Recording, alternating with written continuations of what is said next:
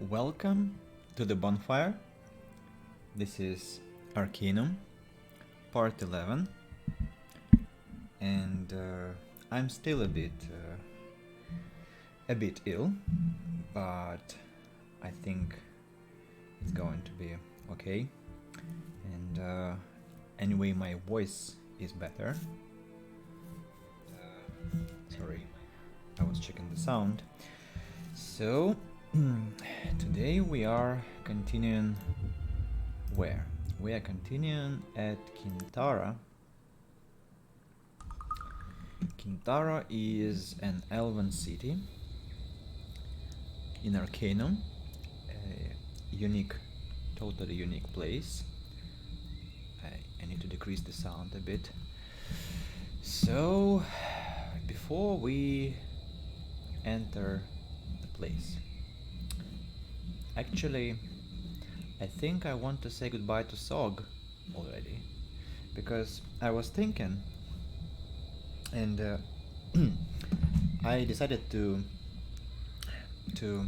accept Raven, the lady from Kintara, into my party, because I don't remember somebody like she or Zanalurin, my future companion, who is a dark elf. Some of them have, one of them has this strange water elemental shape, which usually creates a lot of trouble in a battle, and so I'd like to exclude this option, and I won't take this character, but I don't remember who of them is this troublesome figure.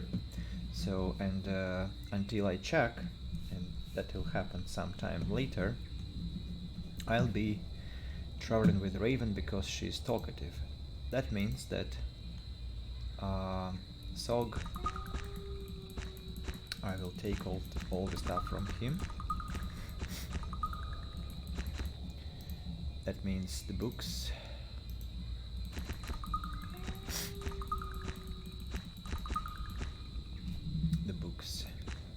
The unidentified armor.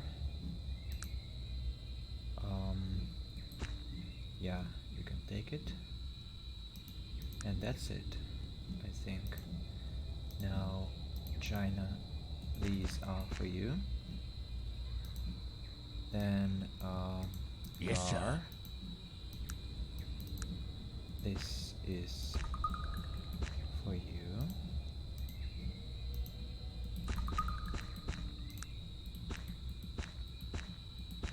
And now Sog is totally naked. Has nothing at all. Wallinger,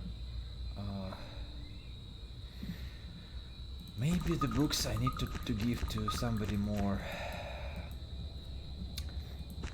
profound, with more strength.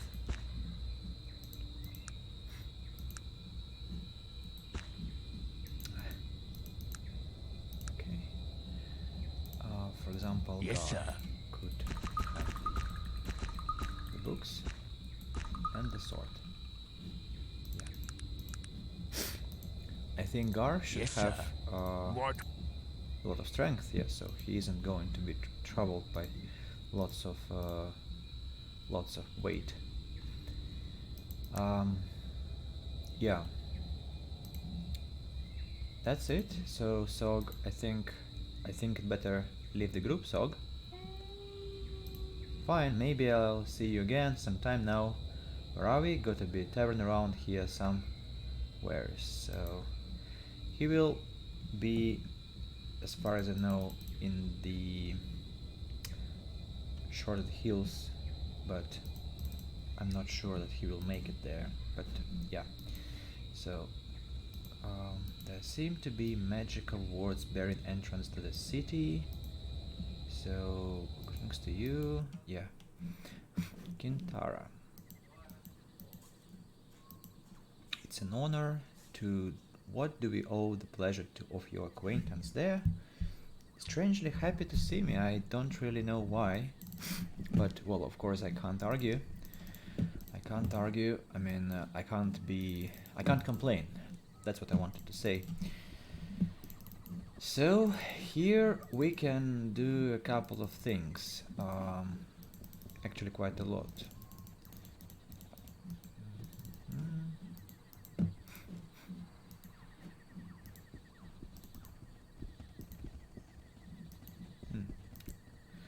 Get out of my house, fool.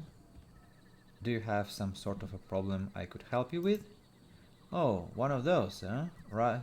Ross doesn't need some imbecilic adventure mucking around in his business. Leave me be before I'm forced to smite you, fool. Your name is Roth. That is fitting somehow. How many times must I ask you to leave me be? You need to control yourself, sir. His face begins to turn red. Leave my house now. I'm leaving. Okay. Very interesting character, and there is one quest connected to him. So, actually, can I wait until morning, because it's not populated at all, and I want to see people in this city. Yeah, now it's better. So. What do we want? First of all, let's talk to the. Oh, what's that? Some chest. This lady. Yes, do you need me? Greetings, maiden. Might I ask your name? But of course, I'm known as Caldriel in the elven tongue. However, you may call me Fawn. A pleasure, Fawn. What is it you do here? Oh, giggling nervously, forgive me for not telling you before. I'm accustomed to everyone knowing my position. I'm the master healer. I'm here to help all those in need of restoration.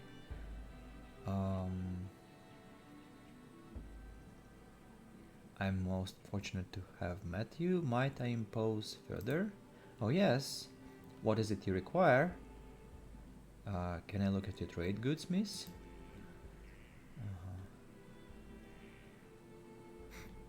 Not very interesting, I should say, but fine.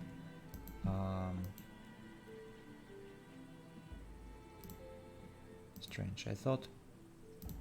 What? Resurrect?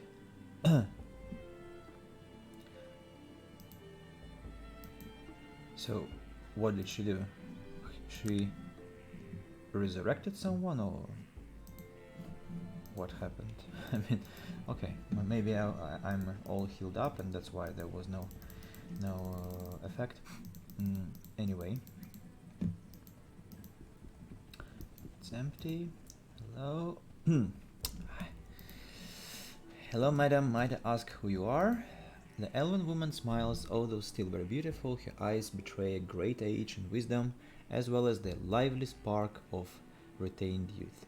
Of course. In your town, I'm called Whisper. Might I ask you who you are, sir? Yes, of course, I'm a funny guy. It's a pleasure to meet you, funny guy. What brings you to Kintara? Actually, that's a long story. Tell her all that has happened. She is silent for a moment. So, all of your adventures started when you walked from the wreckage of that, what did you call it, blimp? Yes? She smiles warmly, taking your hand in hers. That is quite a tale, and I appreciate you trusting me with it. I'd like to give you something as well, perhaps to aid you in the coming days. She hands you a small gem. It may help you to, well, become a little less conspicuous. Thank you. Might I ask you a few questions? Certainly. What do you do here in Kintara, Whisper? I suppose you could call me, she leans in to whisper to you, a scientist. Shh. If anyone heard me say that here, I'd be thrown to the forest floor. She laughs good-heartedly. A scientist. What is it that you are studying, Whisper? Well, I'm studying the local wildlife. There are many strange and magical creatures in the glimmering forest, and no one has really taken the time to catalog them all, study their unique characteristics. I'm doing so. what creatures are you studying right now? Right now I'm cataloging all of the different types of will-o'-the-wisps according to their particular essence. I'm almost finished, but I can't seem to gather a sample from the rare Volar's wisp. What do you mean by essence? Some will-o'-wisps, when they die, leave behind what is known as their essence. It's a physical manifestation of their magical properties. Sometimes it is used in magical potions and poisons. We have an apothecary here in Kintara, Mr. Sharpe, who specializes in those sorts of things. I see. Now, what is this Volar's wisp? Volar's wisp is a special kind of will-o'-the-wisp, very rare and typically hostile. You can tell them by their blue hue. Will-o'-the-wisp come in all the colors, but only Volar's wisp is blue. I've had the most difficult time finding one and gathering its essence. I see, perhaps I could be of assistance. Yes, perhaps you could at that. I have been very busy here and I haven't been able to go out wisp hunting. If you were to bring me some essence of Volar's wisp, I could offer you a magical scroll. Would you be interested in something like that? I'll do so and return. That's wonderful. If you travel within the Glimmer Forest long enough, you should run across a Volar's wisp. Good luck to you, my friend. I must go. That's a problem because they are quite rare to find, and there is a location where they could be spotted, but I don't remember at what stage you bump into that location, and I'll need to recollect that. And the stone Whisperer's gem. So what do we do with it? It's a single time use and I disappeared. Interesting.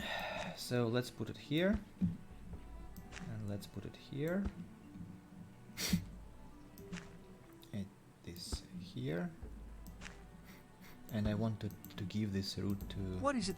Virgil because it kind of troubles me. Yep. Now, moving on to meet more people and, well, more elves, I should say, and more tasks to complete.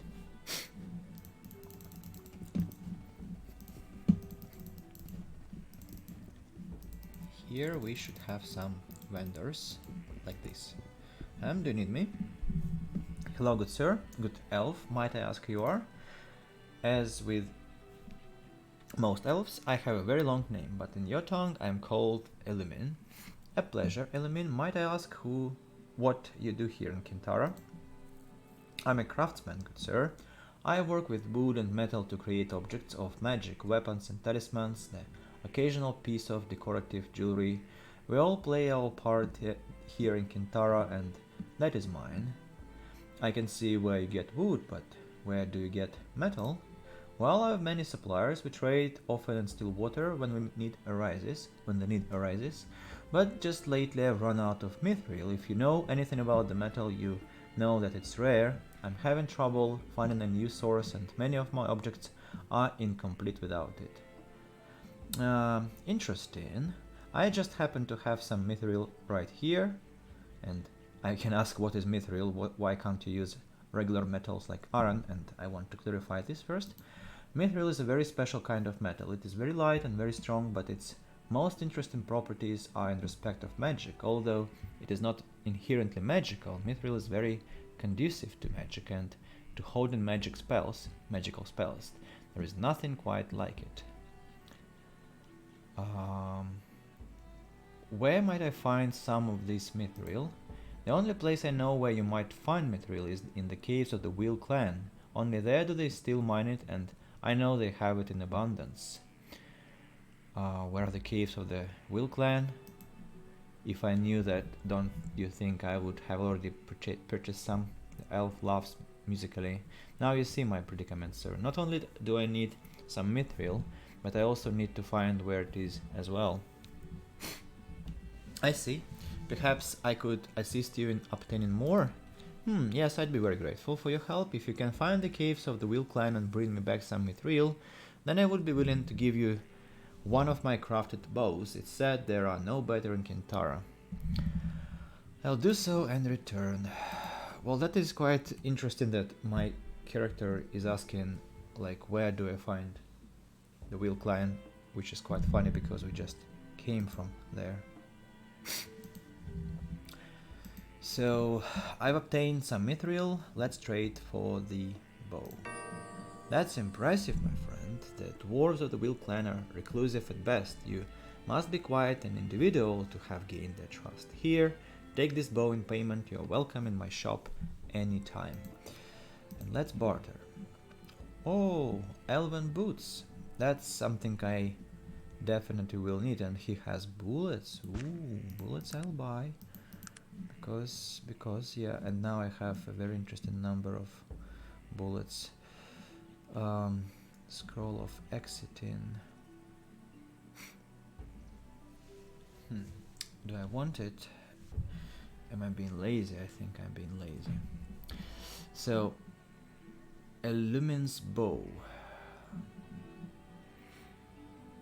which is better than what? 35 coins. He gave me some shitty instrument in return for... What is it that you wanted? for some very expensive material like mithril.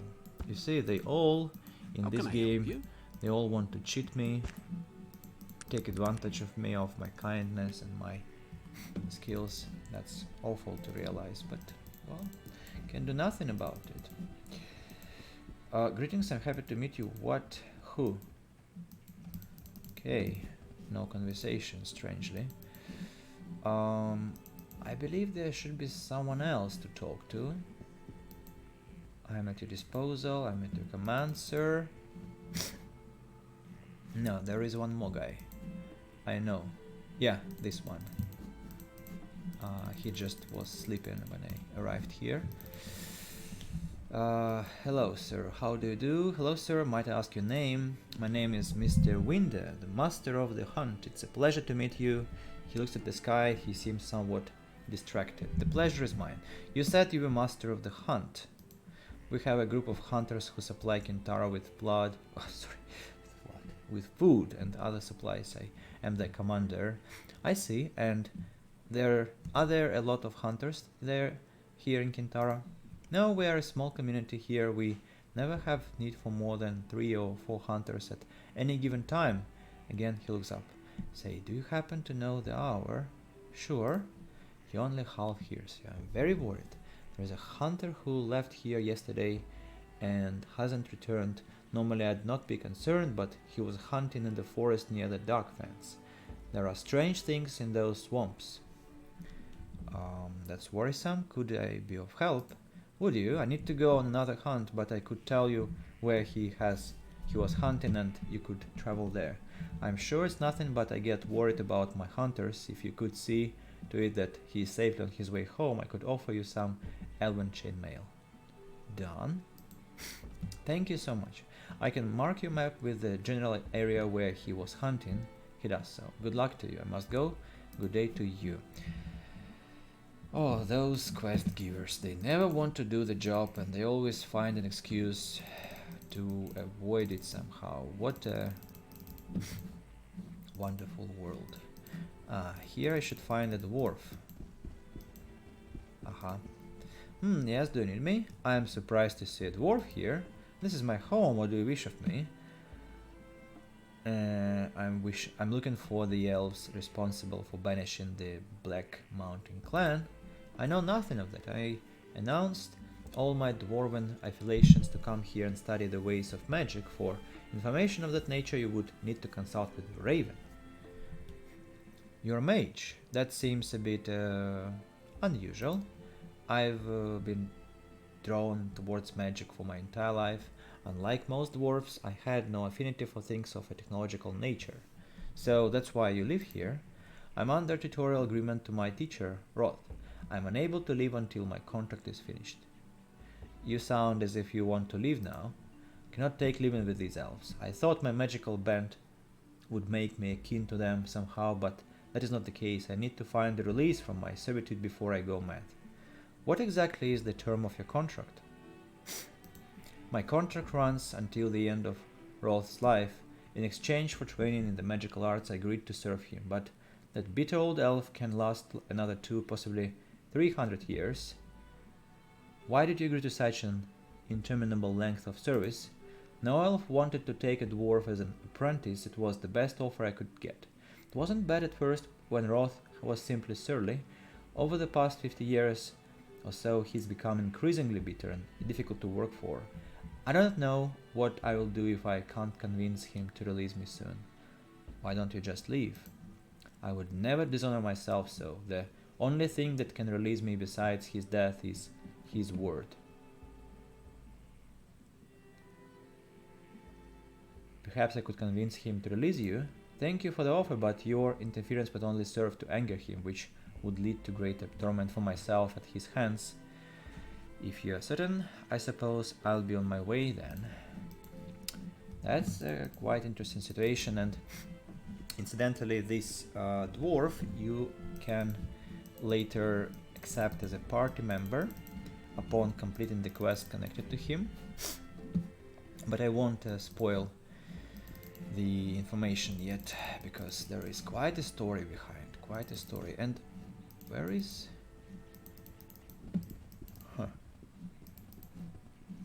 Okay, I don't remember. Where is the cellar? Can I enter the door already? No, not yet. Okay, hello Raven. Hello. How can I help you? I'm sorry, but I don't believe we've met. No, you're correct. We've never met.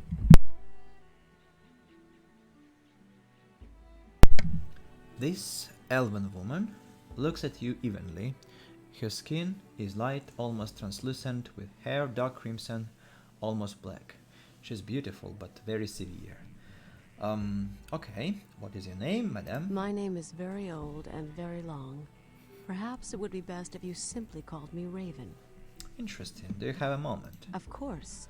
I'd like to ask you a few questions. Certainly. How can I help you? I need to speak to the Silver Lady. The Silver Lady? Oh, you mean my mother. That's quite a request, and one not so easily granted. Believe me, Raven, she's going to want to speak with me. And believe me when I tell you that no one sees my mother until I see it as necessary. She may be our queen, but I oversee the daily matters here in Kintara. I see. How can I convince you of the urgency of my quest? You'll have your chance. Forgive me if I seem a little abrupt, but I've many things on my mind today and there's much to be done. Once I've taken care of some of the more pressing matters, I'll talk with you about your needs. I understand. Perhaps I could be of service. It's possible. You are human, and one of our problems does concern humans. No offense, but your race is a mystery to me. I can be so insulting. None taken, what seems to be the problem? There is a group of humans camped about a day's journey from here. We know not what they want, but where humans go, trouble usually follows. What would you like me to do? The place they are camped at is called Falcon's Egg, and it is considered a holy place for the elves of Kintara. We would like you to find out why the humans are there and remove them. I have a few questions about this. Of course. What would you like to know? Falcon's Egg. What sort of place is it? Falcon's Egg, as I told you, is elven holy ground. Many years ago there was an elven queen, and her name was Falcon. She was out hunting one day and with her bow shot a stag. When she had caught up with it, it was lying next to a pool of water, slowly bleeding from a wound in its side. Raven's voice is melodic, her hands gesture creating the scene. What happened? The stag spoke to her, and within it were the spirits of the elves who had become the soul of the stag, and with her arrow she had pierced both it and them. And they were both sad and afraid, as the stag's life was their own, and when it died, so would they. What did Falcon do? She could do nothing. She sat with the stag's head in her arms, sang its stories, and washed its wound with her tears. And the ache in her heart grew as the old elven voices faded, grew so much that when they finally passed, she passed with them. That's a bullshit story. A few more questions about this business? Of course. What would you like to know? These humans, how should they be removed? It doesn't matter to me how you remove them, but you must understand this. Under no circumstances are you to shed blood on that ground.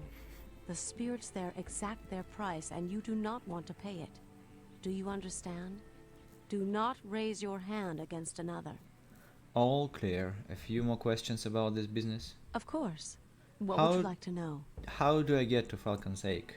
It's not far from here. I'll mark your map with the location. Thanks, I'll be back when the job's done. You elves are incredibly boring. With your nonsensical stories of some meanings, of some spirits, of some pains and suffering and so on, which only troubles the world and gives no usage, no fruit to anyone. I mean, dwarves improve technology and elves only lament their destiny and fate and complain about humans without proposing anything in return. So we have lots of animals. We can shoot them all, but we can't. So,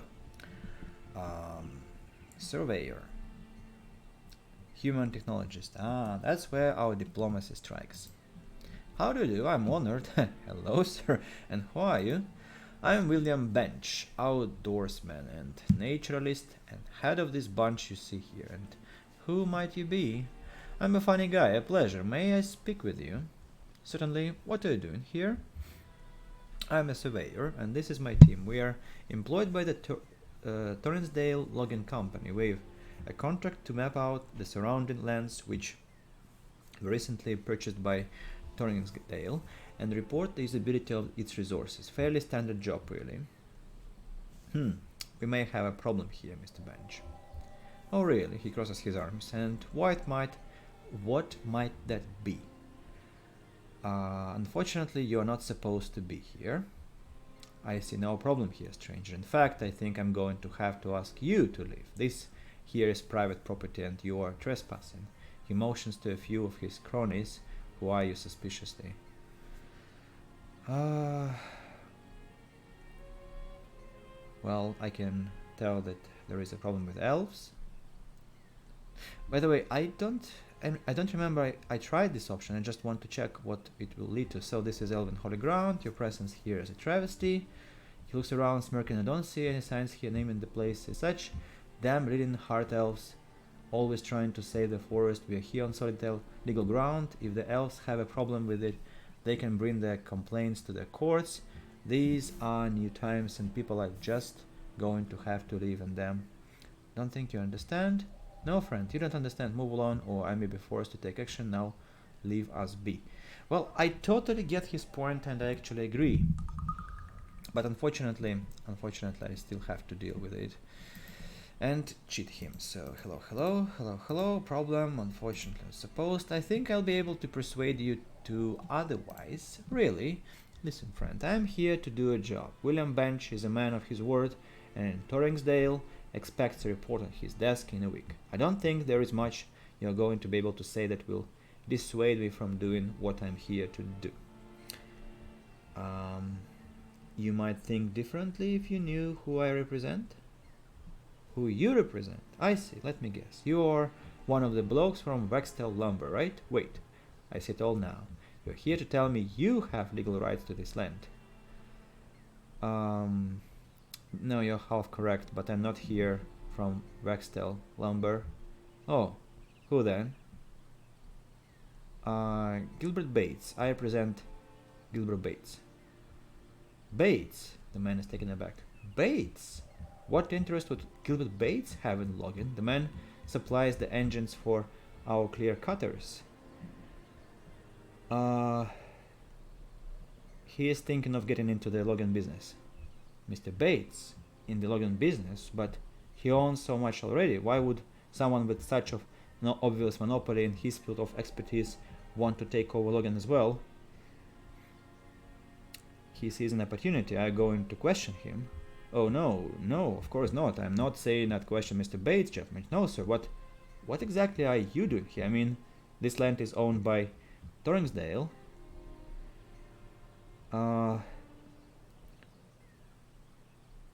Well, Mr. Bates is contesting that in court as we speak. In court, I have legal documents here stating the validity of the Torringsdale claim. How could Mr. Bates contest this?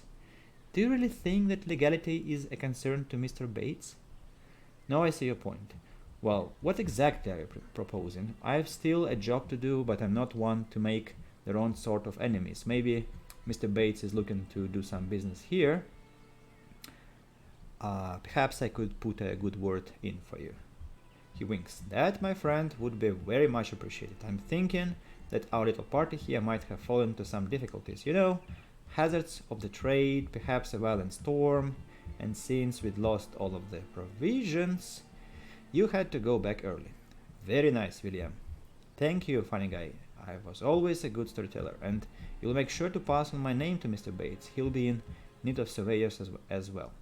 I'll say that you can always rely on Mr. Bench. Right, we'll get packed right away and leave. I look forward to hearing from you soon. I don't feel... When I was, playing this for the first time in my life, I was kinda proud of this persuasion, charisma and diplomacy skill I possessed, but now it feels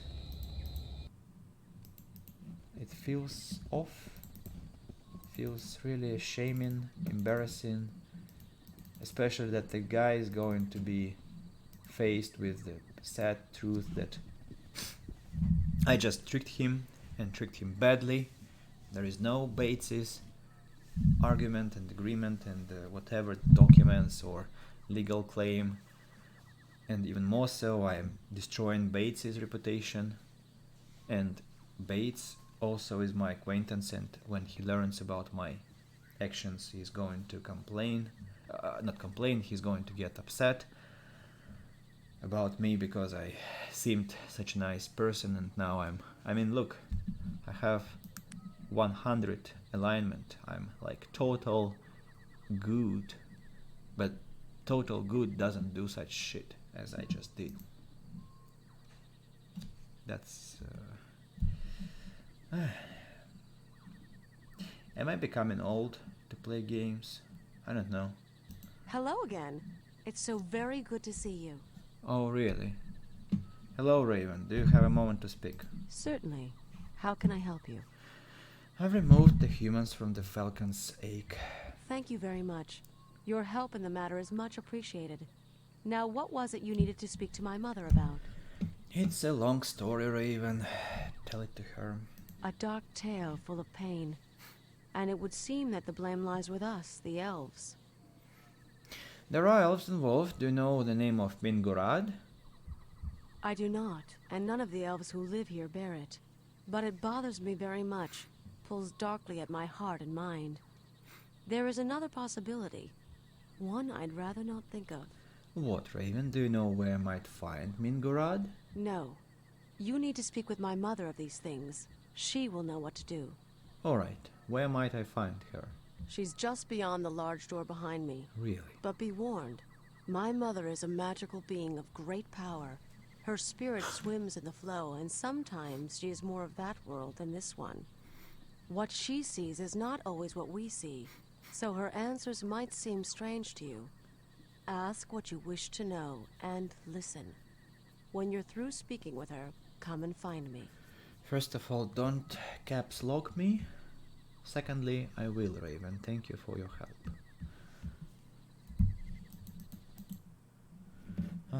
Can I shoot her?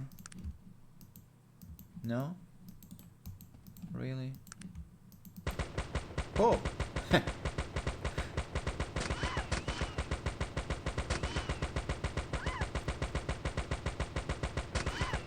That's quite a show. I've never done this. And she's still gorgeous.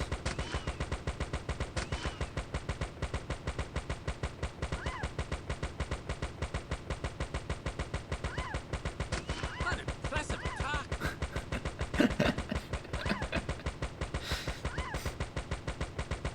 An impressive attack. Thank you, Magnus. I appreciate your What is it that you want? compliment.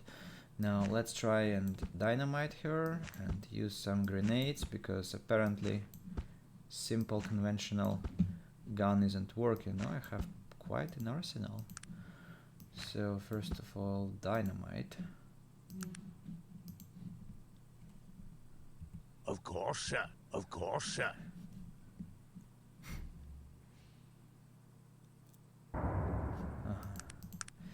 Didn't help. What a demon. Miss. Stun grenade. Again. Miss. Idiot. Who throws grenades like that? Am I going to hit at least one? And that was just, well, flew out of the map. So what I want to say is, I'm speechless. Yeah. So you see, like, I have 112% of precision. That's like means that I cannot miss. Like, it's impossible out of any possibility. But you heard that sound, this kind of blank sound, and that means that I missed. And the question is, what the hell? Like, game, are you mocking me again? So let's have a conversation with this wonderful floating creature.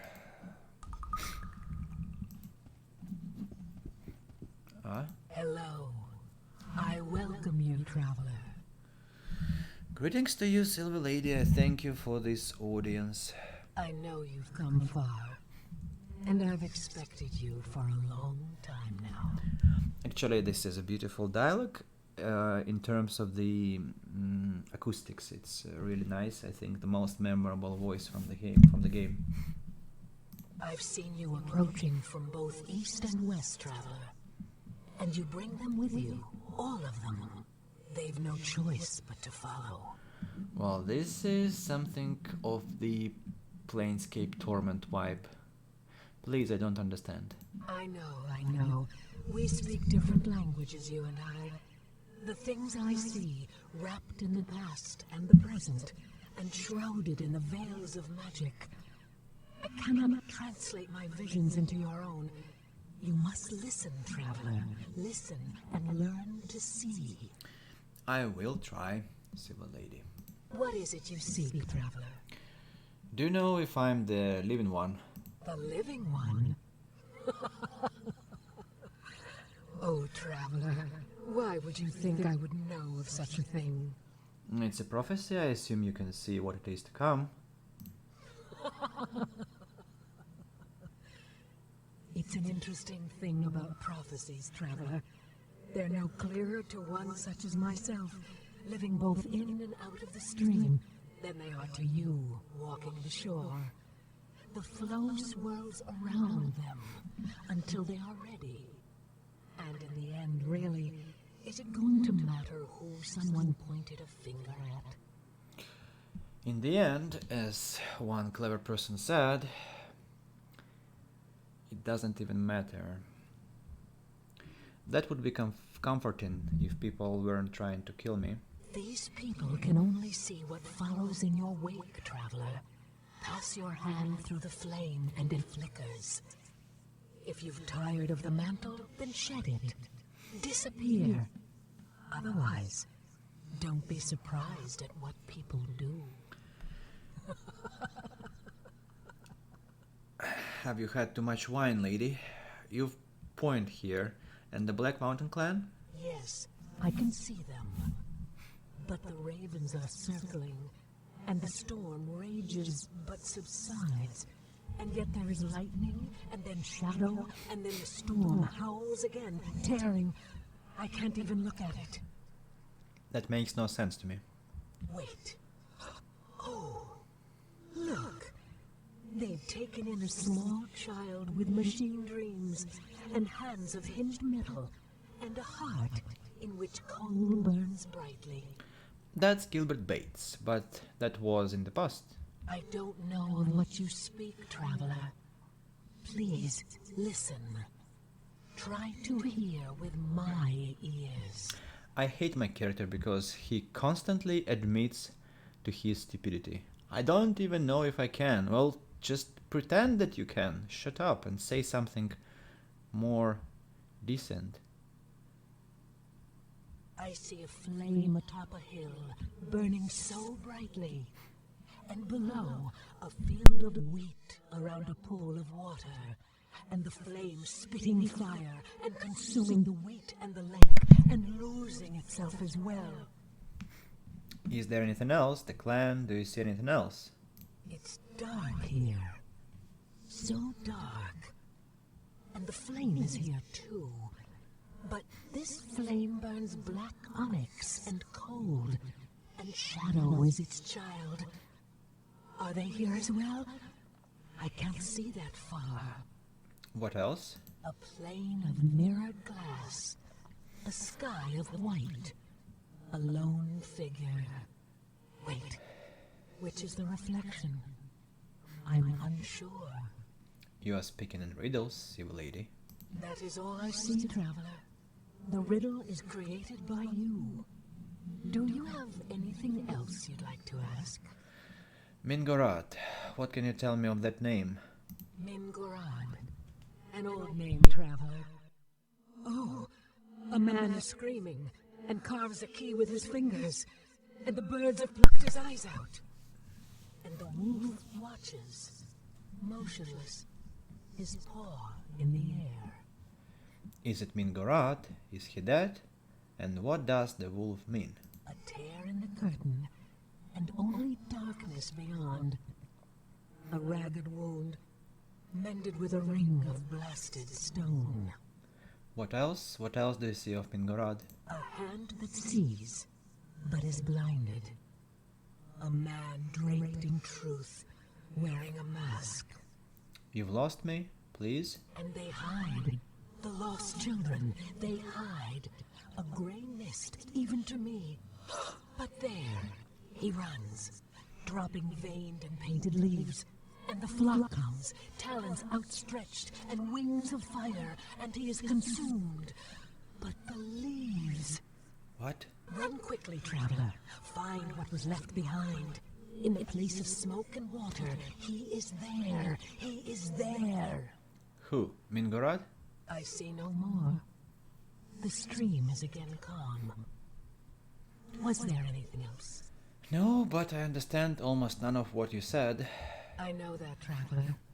But I also know that clarity is often the child of time. Oh. Your answers lie both in front and behind. Make sure not to overlook one for the other. This is a good quotation. I'm quite sad that I can't take screenshots because I'll have to. Well, you know what? I think you'll forgive me if I'll tab and save the screenshot because I don't want to lose this opportunity, right? Characteristically cryptic, dear lady.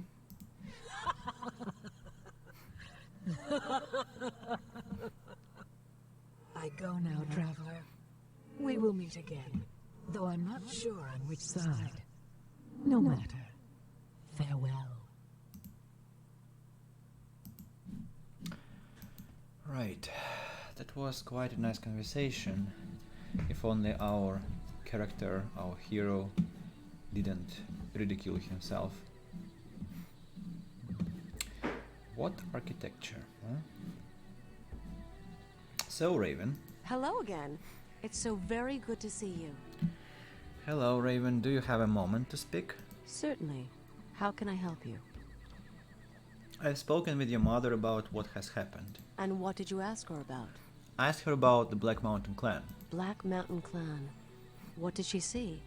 She saw ravens and lightning and a violent storm. Ravens and a storm? And why did the storm subside and then rage once again? Nothing in my mother's visions is ever what it seems. We'll have to think on this. Black Mountain Clan. What did she see? The Black Mountain Clan with a small machine-like child. As you told her, this must have been the man you know as Gilbert Bates. She saw him because he plays such a large role in their fate. Black Mountain Clan. What did she see? A flame that consumed a wheat field and pool of water. I'm not sure what that represents, but I know that fire in her visions often represents magic. And the water you say quenched it? Or did the flame burn itself out? Black Mountain Clan. What did she see? A dark place with a dark fire and a mirrored plane. There are two separate visions. The flame again represents magic, but twisted somehow, burning darkly. And did you say that the Black Mountain Clan was near this flame? The mirrored plane, a white sky, a lone figure. The worlds on either side of that mirror are the same. Who could say which one is real? Odd. It is. She also had visions of Mingorad. Mingorad? What did she see? An eyeless man in pain carving a key, a wolf with raised paw. What the screaming man and his key represent, I have no idea. But I do know that the official symbol for the city of Caledon is a wolf, with one paw raised in the air. Perhaps we need to begin our search there, even. I'm not so sure. Remember, my mother's visions are shackled by neither our eyes nor our time. The events she describes might be in either the future or the past. Let's look at all she said before we go any further. There were other visions of Mingorad. Mingorad? What did she see? A torn curtain, a ringed broken finger pointing east. There's something about that entire vision which pulls at my memory, especially the ring. I'll think about it further. Why don't you think now? Mingorad. What did she see? A hand that sees but is blind, a truthful man in a mask. I have no idea. Wait, that sounds like the symbol on the amulet I've seen. Interesting. That's the ancient symbol of the Malokian hand. Do you know of it? Yes, I know they were an ancient order of assassins. The Malokian hand were assassins for what used to be known as the Darien Ka, the ancient order of the dead. The Order of the Dead. Who were they? The Darien Ka were a shadowy group who formed during the Age of Legends. Their membership and their agenda were always very secret. I know little about them beyond the most cursory knowledge, but there have always been rumors about who they were and what they were doing. And their connection to the Malokian hand? As I said, the Malokian hand were their assassins. From what I remember of what was written about them, the hand was ejected from the Order of the Dead on grounds of doctrinal differences. There was a small struggle, and then the hand disappeared. There are always rumors of its reemergence, but from what I know, that's all they are. Rumors. These amulets and the attempts on my life might say different. I agree. But I don't know why they would be involved in this business. Very interesting. What do you think the vision itself means? I don't really know. Although it would seem that perhaps they are being misled. Blindness in my mother's visions is sometimes associated with deception. As far as the man in the mask was draped in truth, I have no idea. Mingorad. What did she see? Lost, hiding children, a man runs from them and drops leaves. This one is the most interesting of all, and it seems that my fears may have well been correct. Why, Raven? What do you think it means? Do you remember when I told you that the name of Mingorad bothered me in some way? Well, I believe that may have been so because Mingorad is a dark name. What does that mean? A dark name? A dark elf name. Do you know of the dark elves? I've heard very little of them. Could you elaborate? It's a long story. But sometime during the Age of Legends, many years even before my mother was born, there were a group of elves who separated themselves. There were philosophical differences, and they were no longer welcome in our forests. Those elves became what we know as the Dark Elves. What is the Age of Legends? The Age of Legends refers to a time in Arcanum's history when things were much different than they are now. There was an elven council that ruled over all of the races, and magic was a large part of everyone's lives. It was a time of heroes and great good, and also of great evil. A time before the rise of technology, before the Dwarven clan wars, before the mages left for Tula. I see, and the differences between you and the Dark Elves? They believe that this world and all of its races are subject to elven rule. They believe that elves are superior because of our close connection to nature, our power in the ways of magic, and the longevity of our physical form. They see the other races as bumbling children who need our guidance, regardless of its severity. And what of the Elves of Kintara? What do they believe? The elves of Kintara, in fact all other elves, believe that everything and everyone has a rightful place in the experience which forms this reality. Elves feel that very little, if anything, ever happens that isn't part of the natural progression of that state.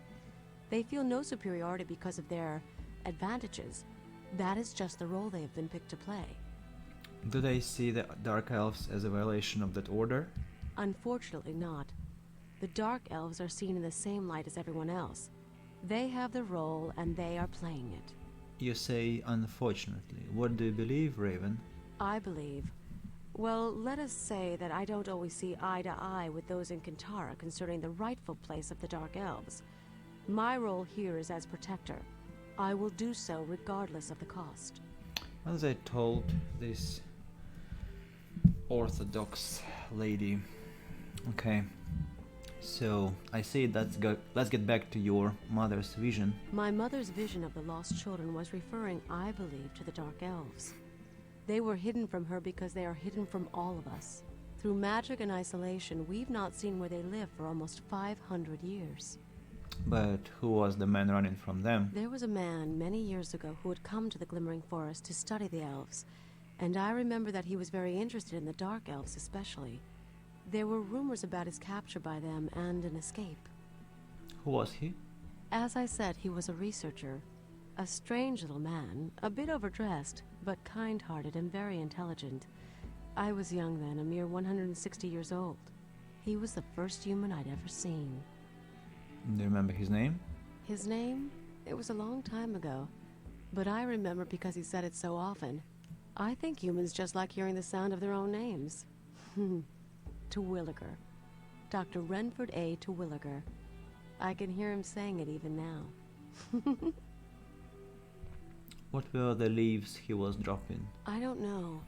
It almost seemed in the vision that the flock who consumed him were more interested in the leaves. And my mother even said to find what was left behind, these leaves might very well be what we're looking for.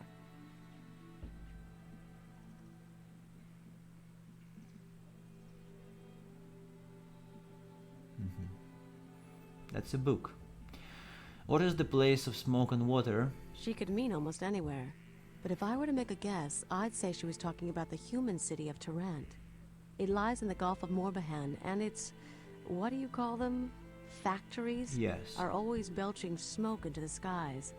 That and I know that Terwilliger was from there. Well, what now? You have a place to begin your search, my friend. It would seem that if you need to find this Mingarad, you're going to need to find the village of the Dark Elves. The only person who might know where they are is Renford A. Terwilliger.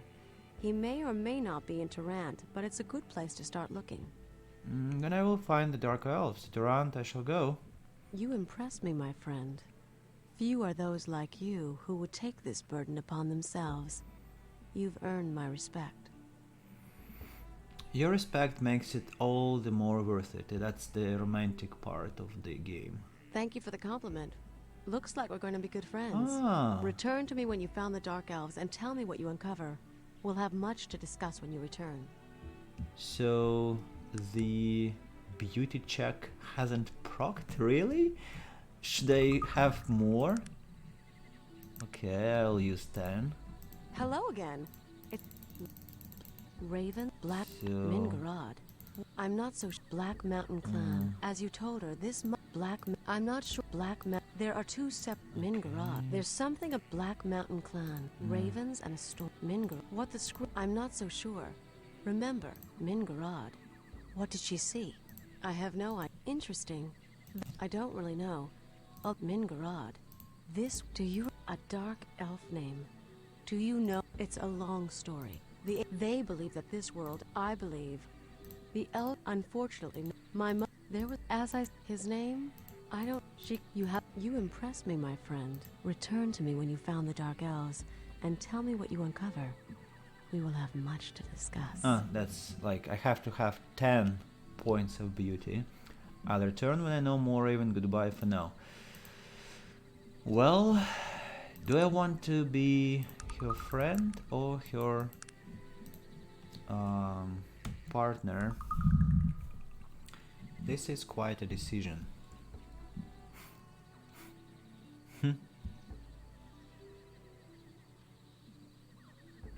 That's interesting. First, my companions are still lagging. Have been lagging for, I think, 5 minutes already. Of course, sir. Calm down, guys. Just calm down. Of course, sir. Yeah, enough of this show. Ooh, do I want to have this romantic line this time or not? I don't know.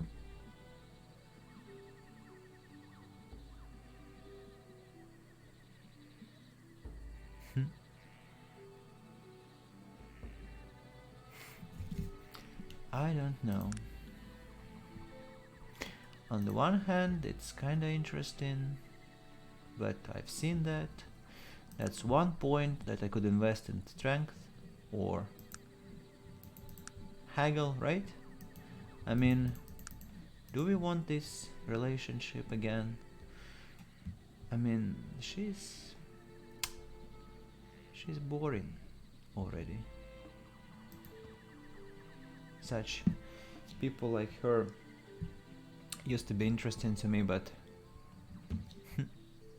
no, I think. Hello again. It's so very good to see you. Let's Certainly. be And what did you ask friends. for? Black Mountain Ravens and a Black Mountain. As you Black Mountain. I'm not sure. Black Mountain. There are two separate visions. Mingarad. What the scream? I'm not so sure. Remember, Mingarad. There's something about Mingarad. I have no idea. Interesting. The Malokian hand where sat the dairy. As I agree. I don't really know. Mingarad. What did she see? This one, to you, a dark elf name. It's a long. They believe that this world, and I believe. Well, the elf, unfortunately not. The dark, I believe. There was a, his name, I don't, you impress me, my friend. Few are those like you who would take this burden upon themselves. You've earned my respect. Well, I'll still say your respect makes it all more worth it. Thank you for the compliment. Looks like we're going to be good friends. Return to me when you found the Dark Elves and tell me what you uncover. We'll have much to discuss when you return. Oh yeah, but yeah. Don't want this love line this time, so to hell with it. Screw you, Raven. Enough of your bullshit.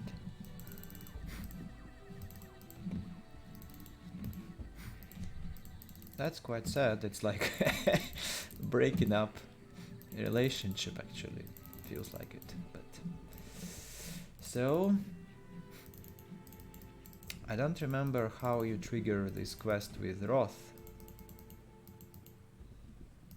Junk pile? What? Oh. What the hell?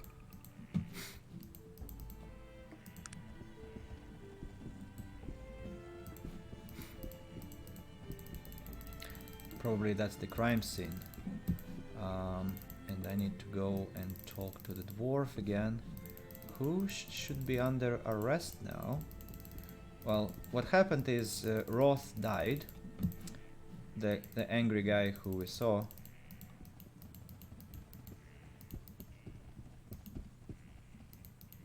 How can I help you? What is happening? Something isn't working.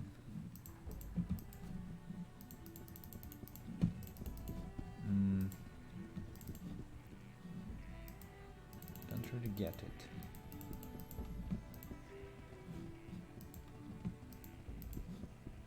Could it be that the script hasn't worked?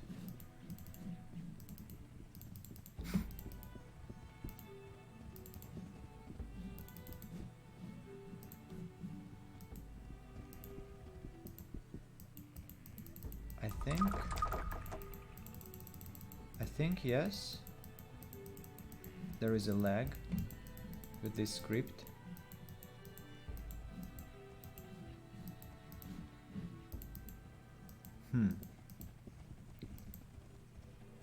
Salutations, how are you doing today? Ooh, staff of healing. Looks beautiful. And bullets.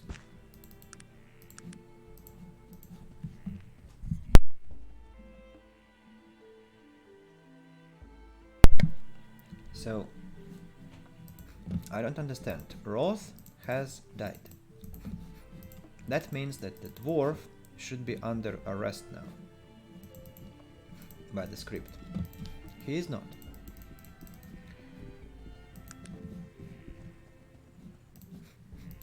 But there was a dead body which disappeared. Let's try to trigger. Maybe it will help.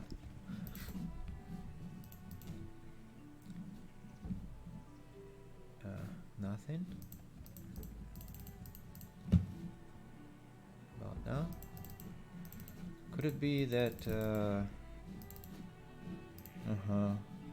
yeah, apparently the patch has a flaw. The flaw is that such an interesting story actually doesn't work, because one character doesn't respond to a conversation.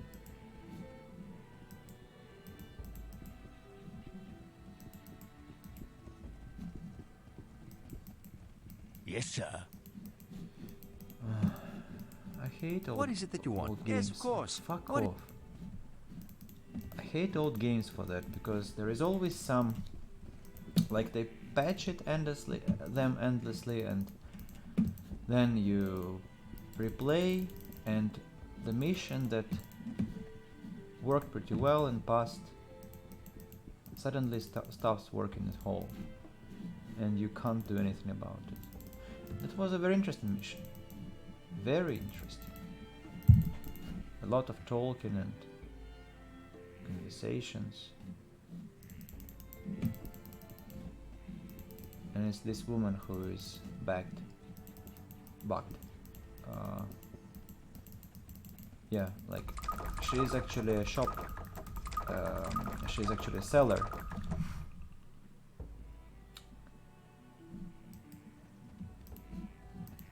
Yeah.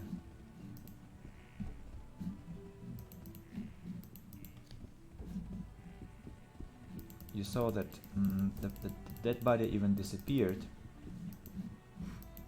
That I could collect some loot. This is hello, Redrick Schuhart. I'm just complaining that I finally met a quest which is bugged, and I can't complete it, and I hate it. Oh, and I just you missed such a tragedy. I just decided not to have a relationship with Raven here. I just now we're just friends. We're going to What be is it that good you want of friends. me? I've played Arcanum maybe 5 or 6 times, and all of the times I became her lover, her partner, and this time I decided not to, because she's boring, but still it is heartbreaking. It feels heartbreaking, and not only it is heartbreaking, but also not only is it heartbreaking, but also there is this quest with a suicide elf which doesn't work, and I'm so pissed off with that. Well, friend-zoned, yes, but I'm not sure who friend-zoned who. Maybe that would be more correct to...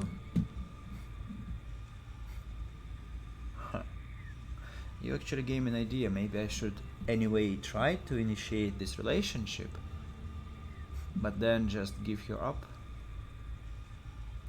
But to hell with her. I need my points of development. I want to improve my character into a powerful guy, not to get distracted. Maybe I'll actually not take her into my party at all. That was my point, that you okay, thank you. So I hope. So, but two distressing things at the same time, that's pretty bad, I should say. Arcanum, you buggy shit.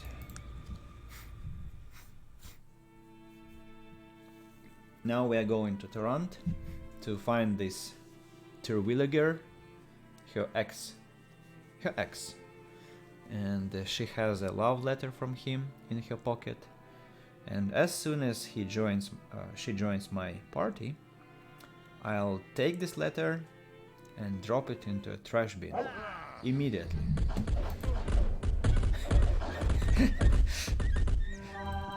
Virtual savage man kicking wolves to death.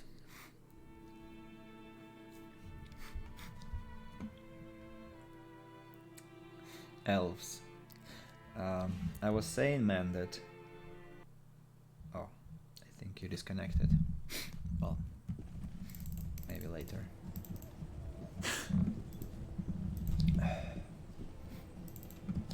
So, I am going to the local records office to get some historical information on this Terwilliger. Do I have some encumbrance? Ah, ropes. No, I don't need them. Hello, sir. Let's barter. What is it that you... Virgil, take this. Doesn't make sense. Okay.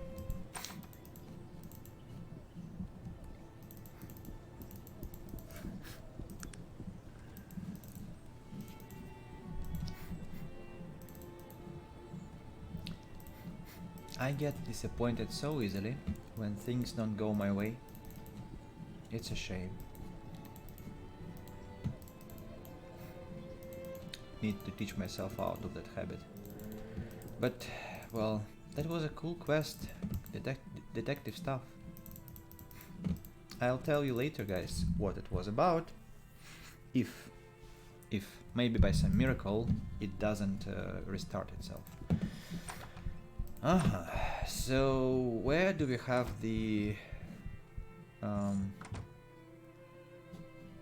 here. Here. Rats.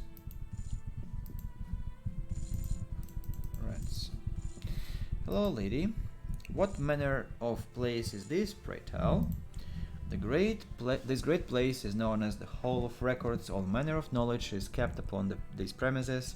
It is here that all of our census records are kept, as well as some upon Tome of Archives. What type of information do the archives contain? The archives contain profuse amounts of information. Most of it exists in the form of deeds and other legal papers, but there are also newspapers. Can you tell me how many years of census has been kept? It is an unfortunate circumstance that an accurate census of the civilized continent has only been kept for the last 20 years. However, it should be noted that for Torrent we have records dating back as much as 200 years. What do you mean by civilized?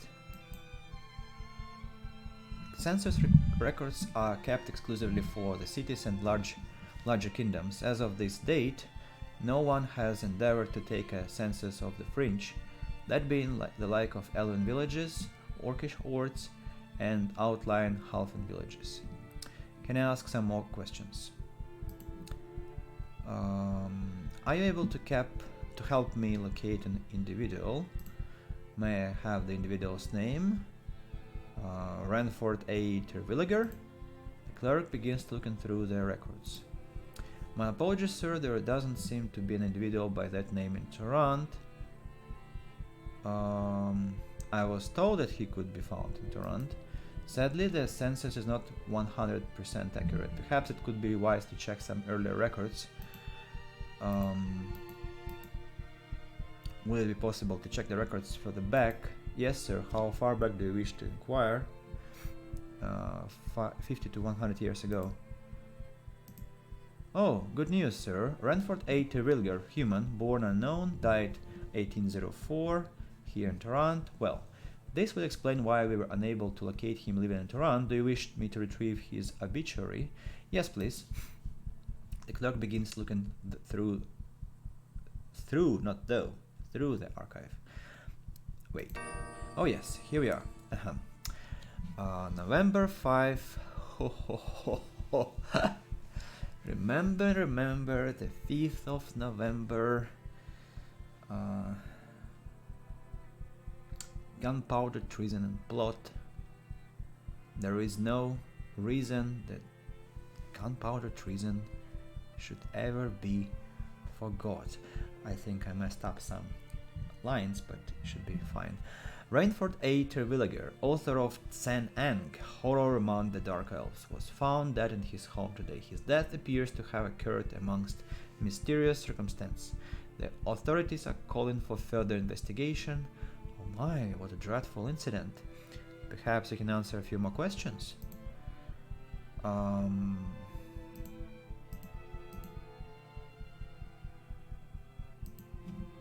Well, what is next? Obtain a copy of Horror Among the Dark Elves by Ranford A. Terwilliger.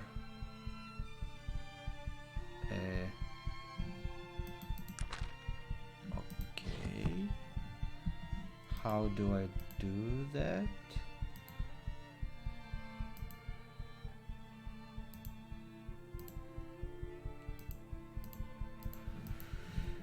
How do I do that?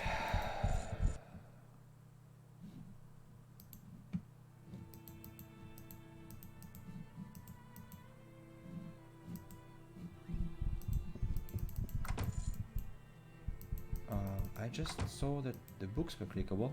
No? Okay, so I know that he...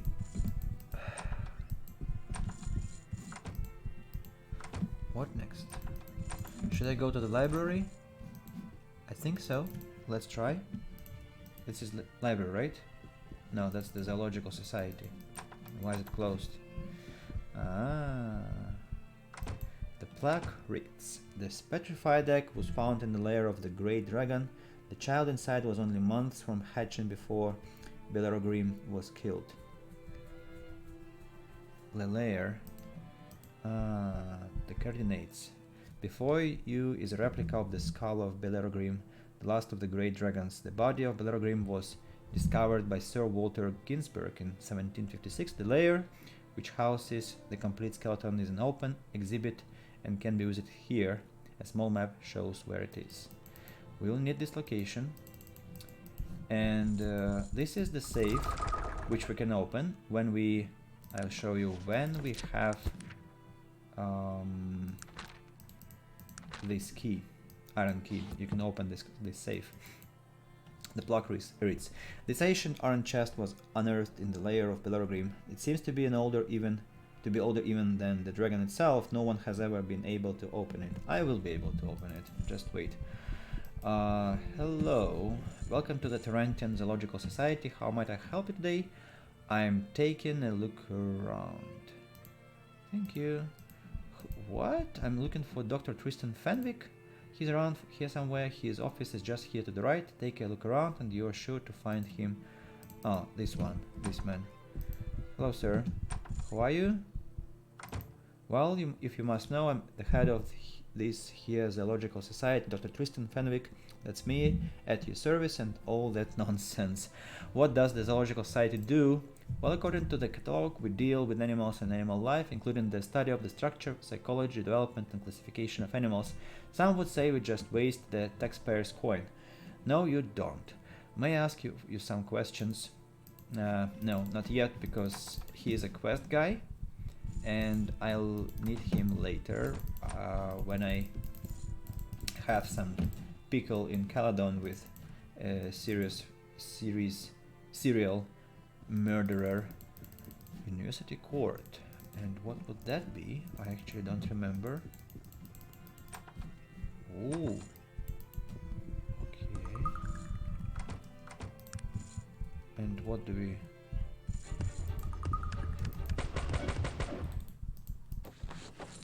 What? That's all? This university is teaching some arsonists and I mean, what is... Why do they have this in the university lecturing room? Oh, okay. Librarian, greetings. Allow me to welcome you to the Library of Toronto. Could I interest you in becoming one of our esteemed members? Membership.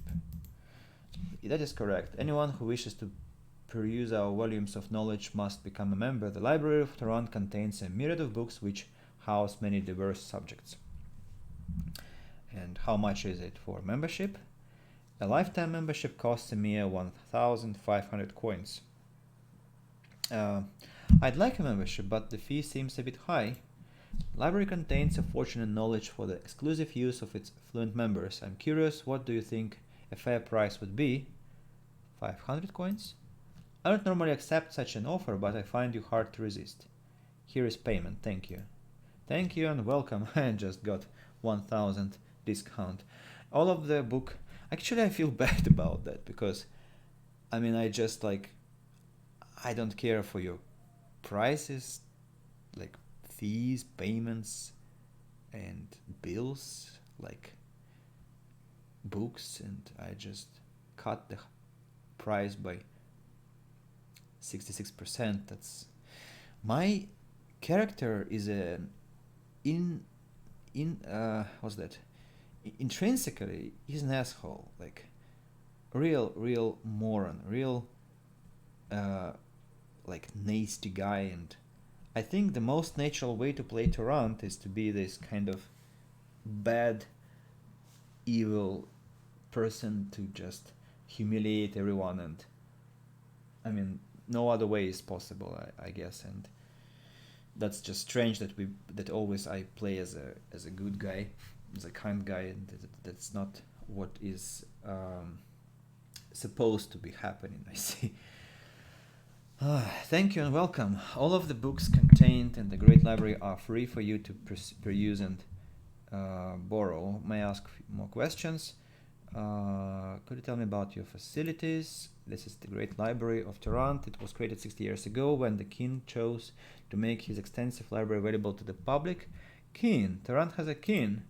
Toronto no longer has a king. The tale is a heartbreaking one. Some would say that when technology began to come into power, it was the king's desire to industrialize Toronto slowly. Others thought the king was holding technology back from the people.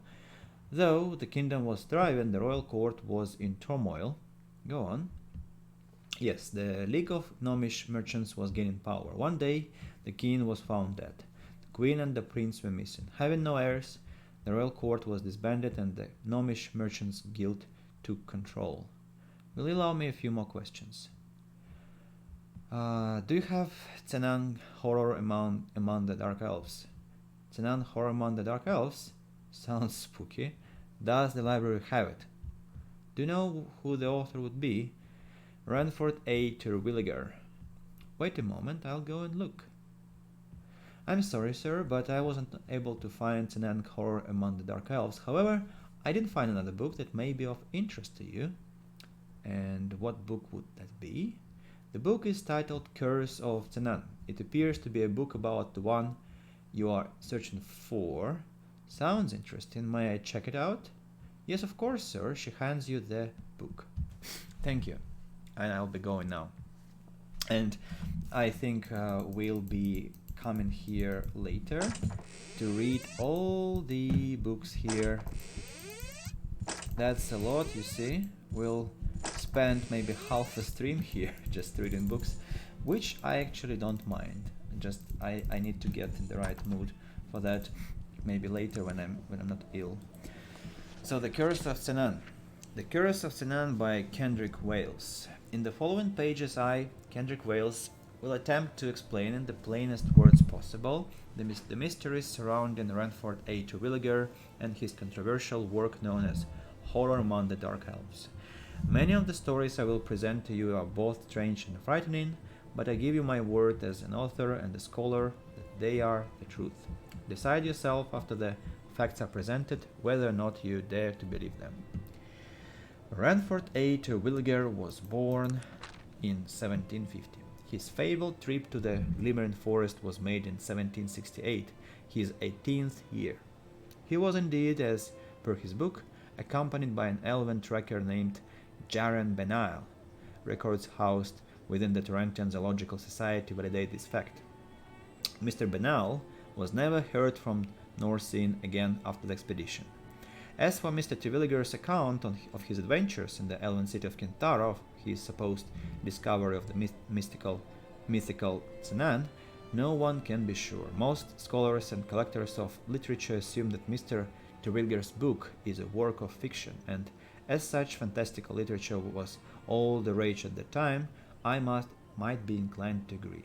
Yet, one must only look upon the events following the publication of Horror Among the Dark Elves to see that he very well maybe have found something deep within the Glimmering that was never ever meant to be found.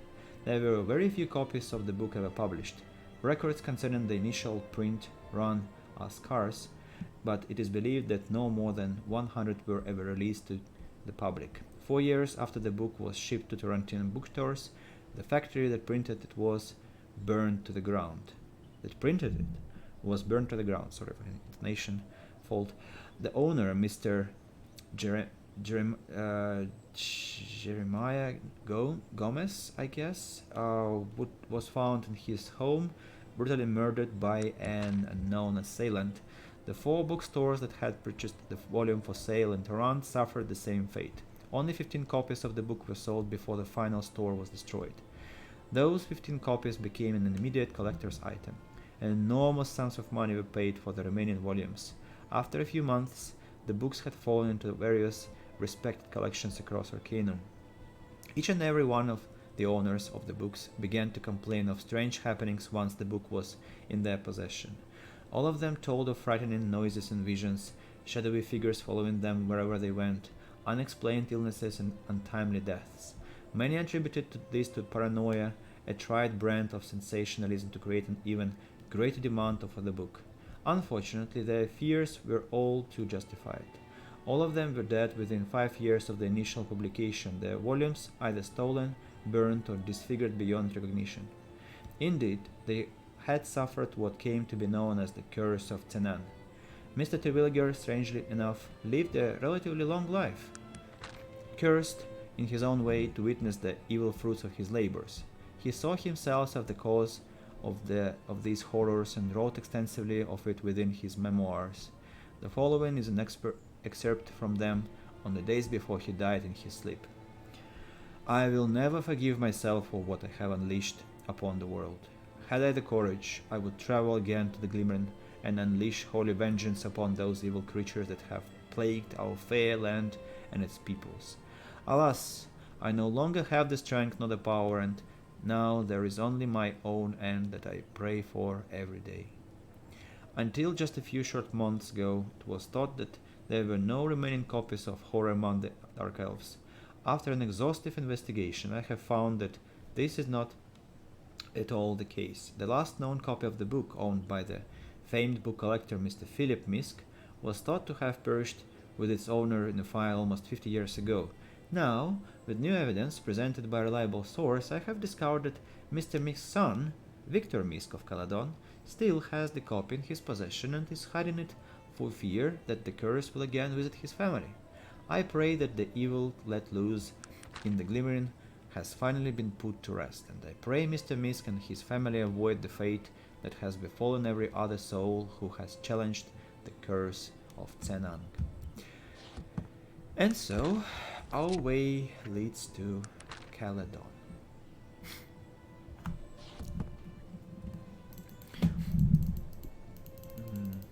How do we get to Caledon?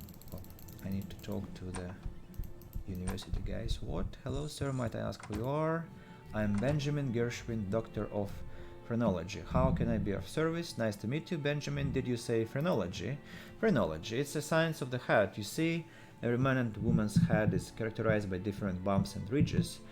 Through studying these, I attempt to extrapolate the personality of the individual involved. It's dreadfully interesting and phenomenally accurate. Will you read my head? Surely. Here, if you will just lower your head and turn to the right. Do so. Oh, quite interesting. I would surmise unquestionably that you are indeed a human. Your powers amaze me, Benjamin. Yes, I know. But remember, it's not me, it's science, and phrenology is the science of the future. I have a question for you about some skulls. Yes, what it is? I'm interested in the skulls of the Renard Siamese twins. Oh yes, interesting case that. They were elvish debutantes who were joined at the hip their whole lives. Scandalous characters as well. Stories of their exploits still float around the light Tarantian social circus. Is there anything else you can tell me about them? Well, there are quite a few interesting rumors in the air about their heritage not being completely elven and bizarre conspiracy theories somehow centering around them. Had the opportunity to examine the skulls before they were interred, though, and I can tell you unequivocally that they were purebred elves. All the gossip is definitely untrue. Thank you for your time. I say you're...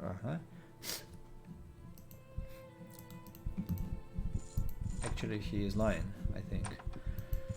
An honor to meet you. Greetings, sir. Might ask who you are. I'm Professor Aldous Boxington. I am the head of the religion department here at Toronto University. And who you are? I am a funny guy. Might ask a few questions. Certainly, tell me about what you do here. Me, I've been here at Toronto University for many years. Mostly I teach classes, but I still do a fair bit of research when I can find the time. What sort of research are you doing right now? Currently I'm studying the older pagan religions of Arcanum. I'm sure you're aware the Panari have been the favorite religion in Arcanum for the last 1,500 years, but in the years before the Age of Legends there were many religions and many gods. Each of the races had certain gods that they prayed to, and those gods are what I've been studying. I secretly ask you a few questions about the pagan religions. Tell me about the pagan gods. There were 12 pagan gods in all, 8 lesser gods, 1 for each of the 8 races, 3 greater gods, and the All-Father.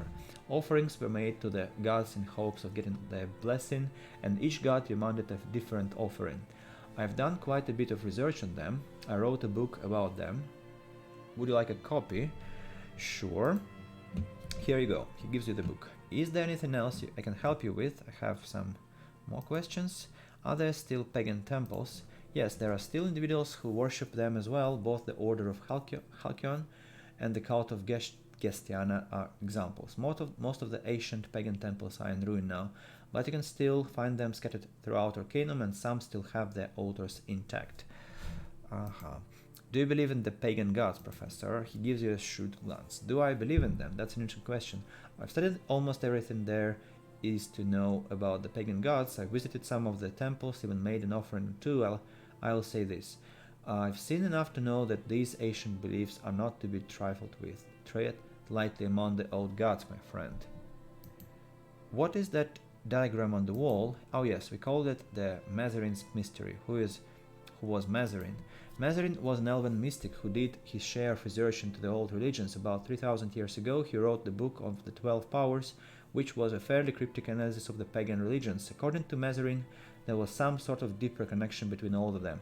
What do you mean, deeper connection?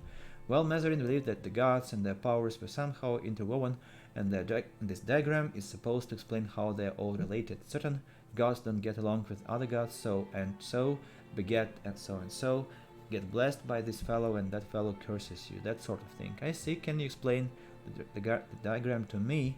There is an expert from the Book of Powers that might help to explain what it means, but no one has ever been able to solve Mazarine's mystery that except is in the book I wrote. I already have one. I have a few more questions about the pagan religions. I must be off. So that's the scheme. And actually that's a very, very complicated quest, because what you have to do here is to visit every temple in a specific order, and if you succeed in this, then you will get massive blessing, which I have never managed to do, well, mostly because of my own laziness, because that's a kind of long story, and usually it should happen at the end of the game, because you only discover the last temple in Vendigroth, and that's close to the end of the game, like 90% plus completion, and at that point usually you don't need all these points, and so it's kinda, well, for perfectionists, for those who, or we call them, I think, completionists in game slang. So for completionists, of course, and maybe it's a good idea, but well, if you don't have this teleportation magic, that will take a massive amount of time to run around. See, there are descriptions of all gods. Actually, quite a curious book. We should read it together. What is it that you wanted? Later. Virgil, I want you to keep another book, actually 2 of them. He's so packed at it, I can't believe what I see. He used to have more space. Maybe I'm wrong, maybe it's all like that and always has been like that. And this man, I think I haven't talked to this man yet. Before you stands a tall, bookish man with spectacles perched on the top of his hat. He is oblivious to your presence as all of his attention is focused on a telegram. Suddenly he becomes aware of your presence and looks up. Oh, excuse me, I get so involved in these telegrams people send me. I get questions from everywhere about demons. Ah, demons, that's the person we need to know. Amazing, really. Might I ask who you are? Yes, of course, you will have to excuse my excitement. I am new to this whole phrenology discipline. My colleague, Professor Gershwin, is doing wonderful things in the field. By way of introduction, I'm Professor Eakins, scientician and expert on demonology. Scientician and demonologist, you're mixing magic and science. I'm a scholar involved in research. Magic and science are the opposite sides of the same coin. To be truly knowledgeable, one must study a tremendous variety of things. Specialization is for insects and orcs. Ha! Well said, man. I'll screenshot that. Not that I hate orcs. Of course not. But I also think that a decent person should not have specialization, but should learn about the world as much as possible. So, what can you tell me about demonology? Well, it concerns the study of demons, obviously. I was just thinking about a rather humorous one, actually. Name of Gorgoth. How very humorous. I will meet this Gorgoth, by the way, at the end of the game also. Can you tell me about it? Gorgoth was a mindless demon roaming the countryside. He had an insatiable appetite and would eat anything he came across. And, he chuckles, this is the funny part, he happened upon a village of halflings and ate them all. It seems he had a sweet tooth for halflings. Ha, isn't it great? It's not great. What happened to him, you black humorist? Oh, he was banished to some other realm or some such nonsense. That's what they used to do with troublemakers back in those days. This man doesn't sound like a scientist. He sounds like a teenager who got into university by a mistake. About your scientific endeavors. I wish there were more to tell, actually. I'm just scratching the surface of the new ways of scientificdom, such as my exploring of phrenology. Science will solve all the world's ills within 50 years, you know? It will not. At least not in 50 years. But I wish you to reside... No, sorry. I wish you to remain in your peaceful delusions and enjoy that, young man. And guys, could you excuse me for a second, please? I'll be back in 2 minutes.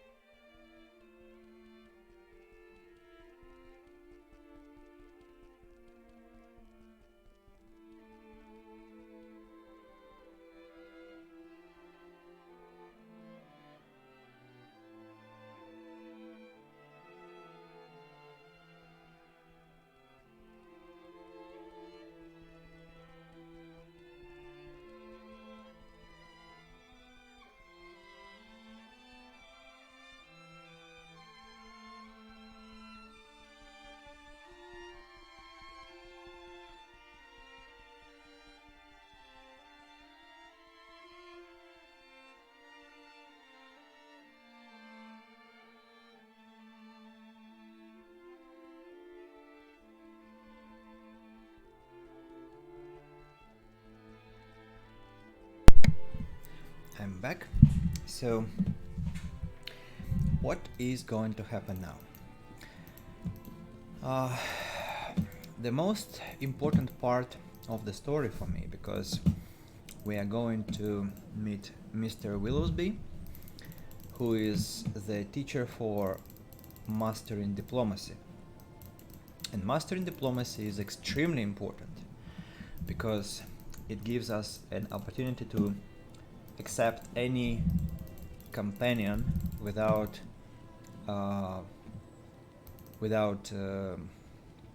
paying attention to their alignment, mood. Like, we don't need to care if they're evil or kind, and so on and so forth. And so, by the way, this is another possible companion, human wizard.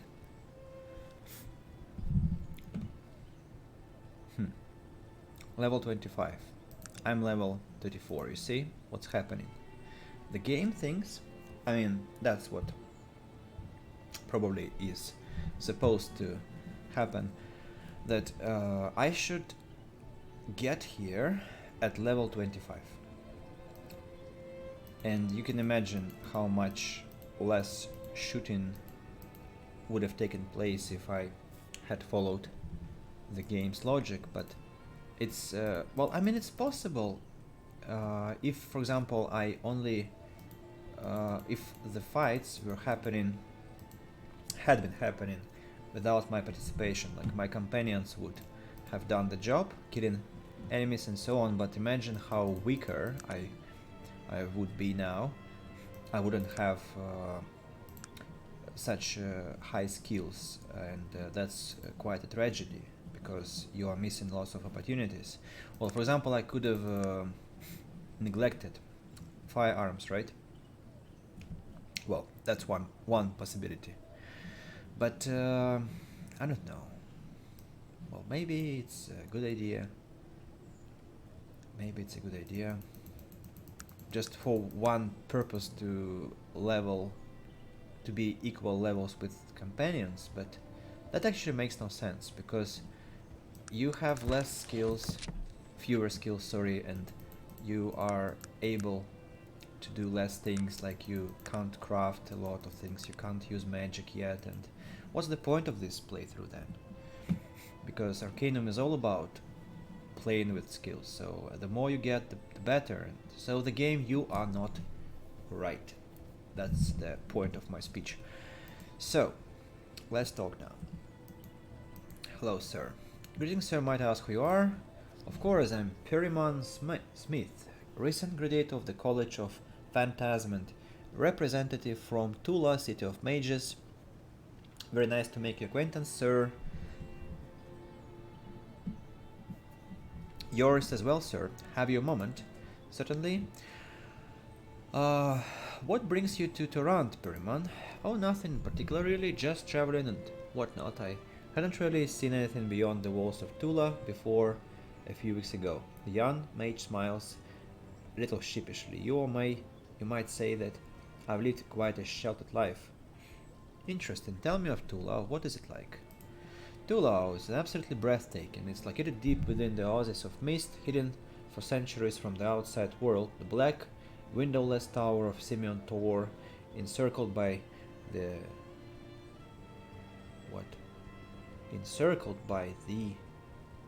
of the stone mansions of the master mages, where they practice the oldest and most powerful magics. What else?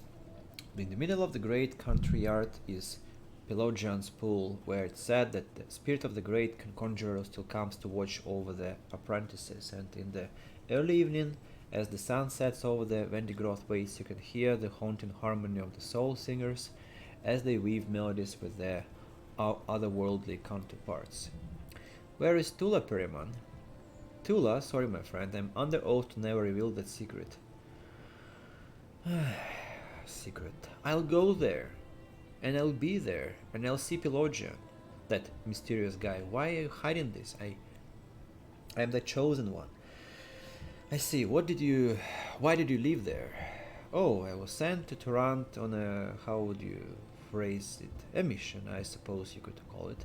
Master Semyon, felt I was best qualified for the job, and so to Toronto I went, and I've just spent 2 weeks with Mr. Willowsby, recovering from my mission. Quite an adventure, I must say. What happened? Well, here's a newspaper describing what happened as a result of the whole affair. He hands it to you. I'd rather not get into the whole story, but I have been approached by a gentleman who seems very interested in writing a short book about what happened. Sir Chadwick Moore or some such. Rather bothersome fellow, but he seemed rather insistent. I'll look for it. You mentioned Master Simeon. Who is that? Master Simeon Thor. He is the greatest mage in all of Arcanum. As leader of the Tulan assembly, it is his responsibility to oversee all that happens within the walls of Tula and much of what happens without. He's a hard man, but fair and extremely powerful. He's a master of the College of Summoning and learned many others as well. Something about Tula. A few more questions. Perhaps we could travel together? Interesting proposition. You do seem well traveled, my friend, but what are you doing out in the world? What brings you all the way to Toronto? It's a very long story, Perryman. Tell him everything.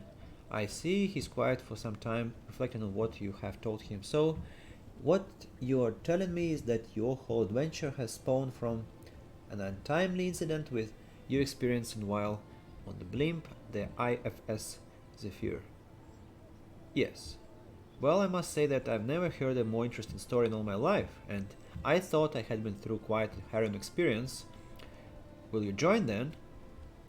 Oh, yes, of course. I'd be honored to travel with you and see what becomes of us. I think Master Simeon would want a representative from Tula among these destined to save the world. He smiles broadly. Let's be off then. And now we have a new companion who I'm going to kick out immediately. About Caledon. Oh, sure, I've never actually been there, but I've read plenty about it. One of the last great monarchies in all of Arcanum, although I understand that they're beginning to embrace the ways of technology. I suppose there is no accounting for taste. Oh, and I believe the Panari religion has their main temple there as well. What do you know about this place? This is Tehran, my friend, one of the greatest cities in the history of Arcanum. Large human population, influenced greatly by the newer technologies, seemingly averse to the ways of magic. Well, no place is perfect. I've always wanted to see Toronto University. You'll have a chance now, as soon as I kick you out of my fellowship. I'd like to know something about you. So he is a mage. He has some melee skill, some dodge. He can disarm. What? No, he can't disarm. What he can do?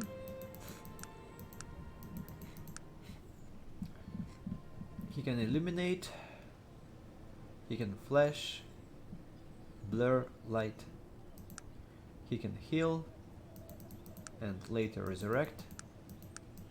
In a nutshell, he is totally, unforgivably useless. That's why I'm taking his robe, leaving him naked, and just you leave the group. Well, I say this is rather unexpected. Can't say as I'm glad to see you go, friend. I was rather enjoying our time together. Who knows, perhaps our paths shall cross again. Good day to you. I take my leave of you, with your robe, if you haven't noticed. But you haven't, I guess. So it's unidentified, but I know it's What is it that you want? magical robe or mystical robe. It's better than what Virgil has now, so that's why I want to give it to him later, as soon as I identify it. And the newspaper. So the train wreck at Vermilion Station. Disaster leads to several arrests. Ooh, let's try to read this because it's tiny font again. On Friday evening, the Brackenton line was derailed by magical influences, injuring numerous bystanders and passengers. The incident followed an attack on Councilman Edward Willowsby and Tulan mage Perryman Smythe by local bandits. Smith's retaliation led to the train wreck. Later that evening, Willowsby and Smith were accosted once again at the Willowsby mansion. Intervention by Smith and an unidentified gentleman led to the arrest of multiple individuals, one of them a powerful mage. Willoughby was uncharacteristically closed-mouthed about the affair. This was a private affair, and it has been dealt with in that manner. Smith said he might spend some more time in the city, but plans to avoid... closed accidentally. But plans to avoid Remington Station, said Smith. Dreadful affair, I'd rather forget the whole thing. I actually haven't been able to crack this case, because I don't know what happened actually with the train wreck. It is something which I think haven't googled, but it sounds very suspicious, I should say. Willoughby is a gnome, and gnomes in Arcanum, I'll have a conversation with you about it later on the quest about the Siamese twins. So when we have this conversation, I'll tell you what I think, but in a nutshell again, they are the evil creatures who are weaving a terrible spider web around Arcanum and actually doing absolutely abominable crimes, committing abominable crimes, and yeah. Might I ask who you are, sir? Greetings, I'm Edward Willoughby, businessman and chairman of the Tarantan Industrial Council. How might I be of service? The Tarantan Industrial Asshole Council. Well met, Mr. Willoughby. Might I ask you a few questions? I'd be more than happy to speak with you, young man. I'm always eager to hear the thoughts and opinions of my constituents.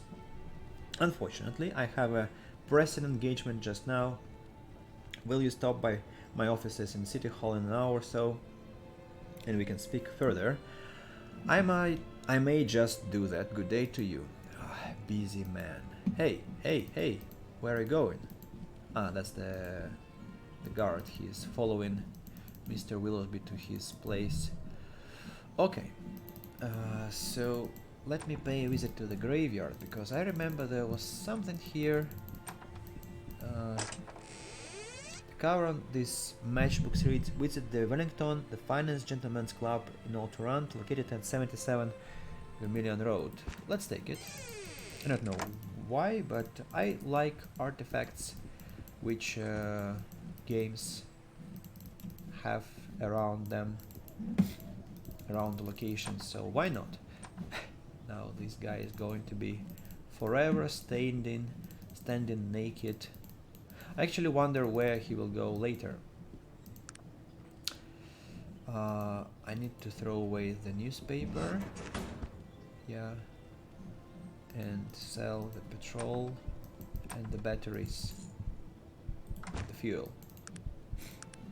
There was quite a lot of fuel and quite a lot of batteries actually, so I earned quite some money.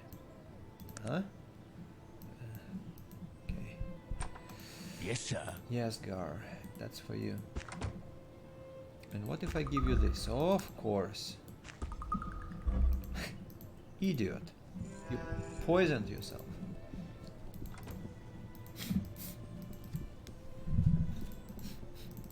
Let's wait 2 hours.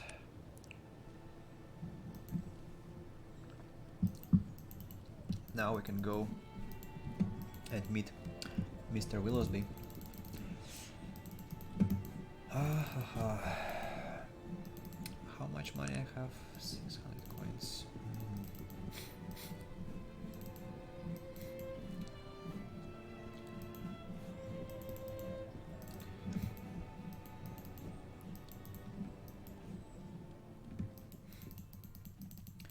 So what's the plan?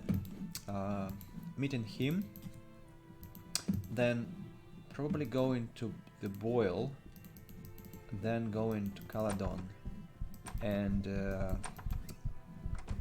organizing the big, gigantic, super important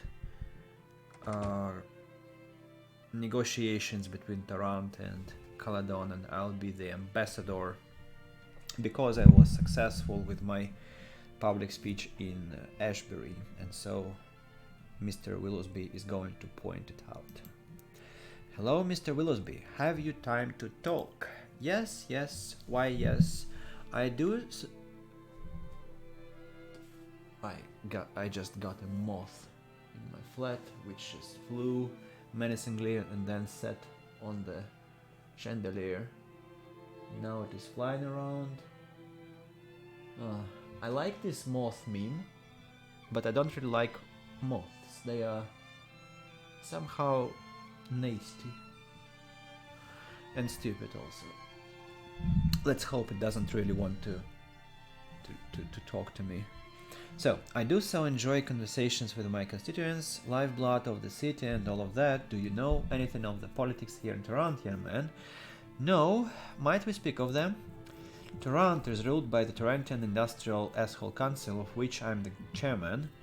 We are a group of businessmen and politicians who make laws based upon what we feel is best for both the commercial and, he clears his throat, cultural future of our fair city.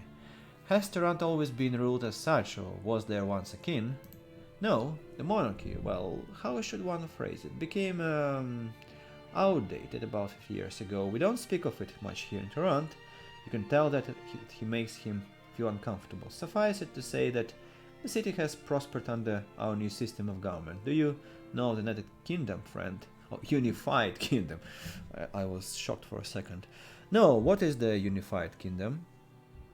The Unified Kingdom is an alliance of two major kingdoms, those of Toronto and Ashbury. We share trade resources and military strength, and there are many cities that are currently looking into joining the Unified Kingdom. Negotiations with prospective members are a part of my job. I see, I have a few more questions about Toronto. What would you like to know about? What sort of government we have heard, right? What are the major industries in Toronto? Toronto has many industries. We are the foundation of Arcanum's economic stability. With Gilbert Bates here in town, we supply more steam engines and technological machinery than the rest of the continent combined. Along with the railroad and our shipyards, we control the lion's share of product and resource export for all of Arcanum. Is there no city to rival Toronto?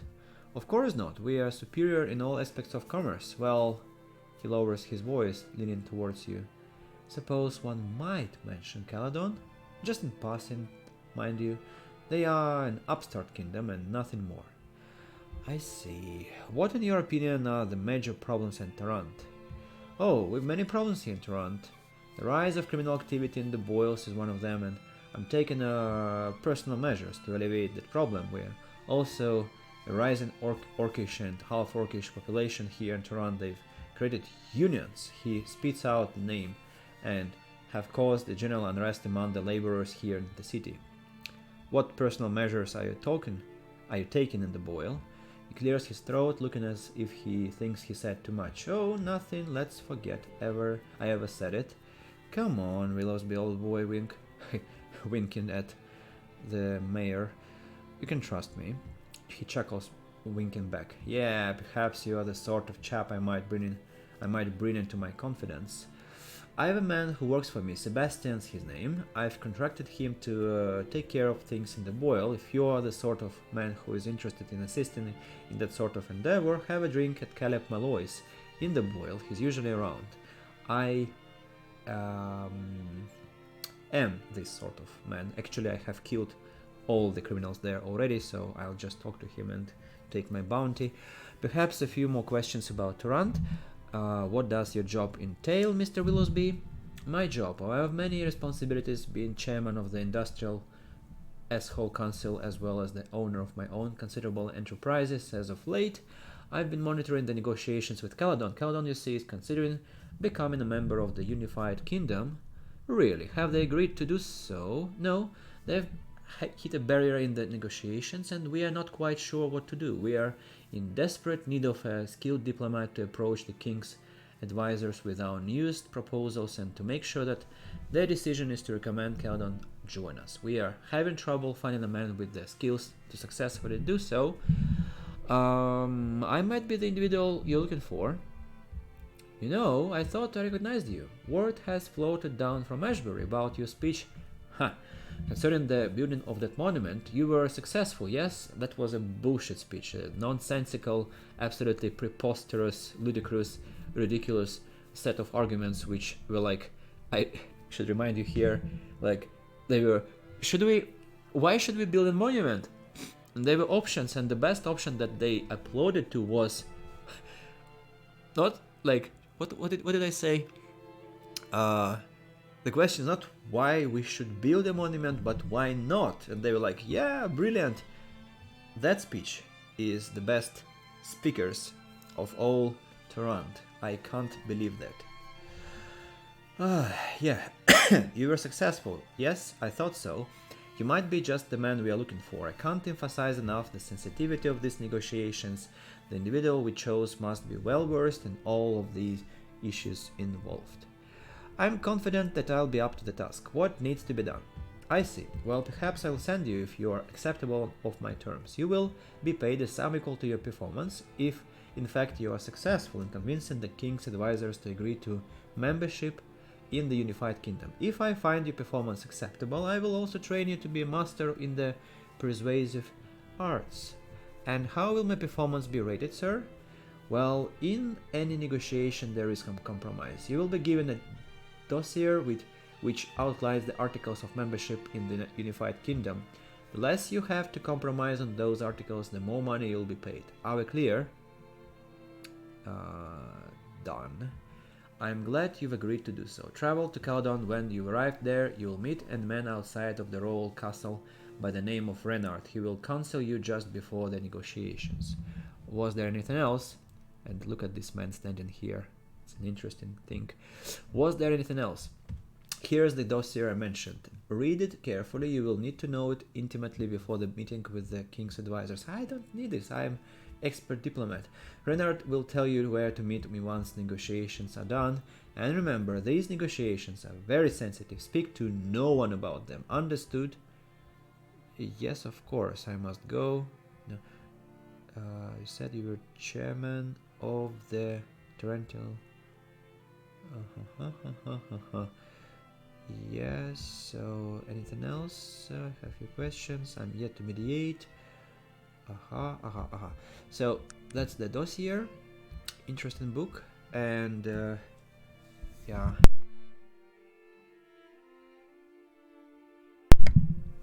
So what we will do now is talk to this person standing here, who is a mysterious guy wanting something from us, right? Excuse me there, my good man. I couldn't help but notice that you came out of the offices of Mr. Edward Willowsby, the chairman of the Industrial Asshole Council. Must have been quite an important piece of business. Yes, as a matter of fact it was. I have no doubt that is the case. Mr. Willowsby is a powerful man and his influences are far-reaching. Men such as he, you just never know what they are getting into. I'd rather you didn't speak about Mr. Willowsby that way. What exactly are you insinuating, sir? Nothing.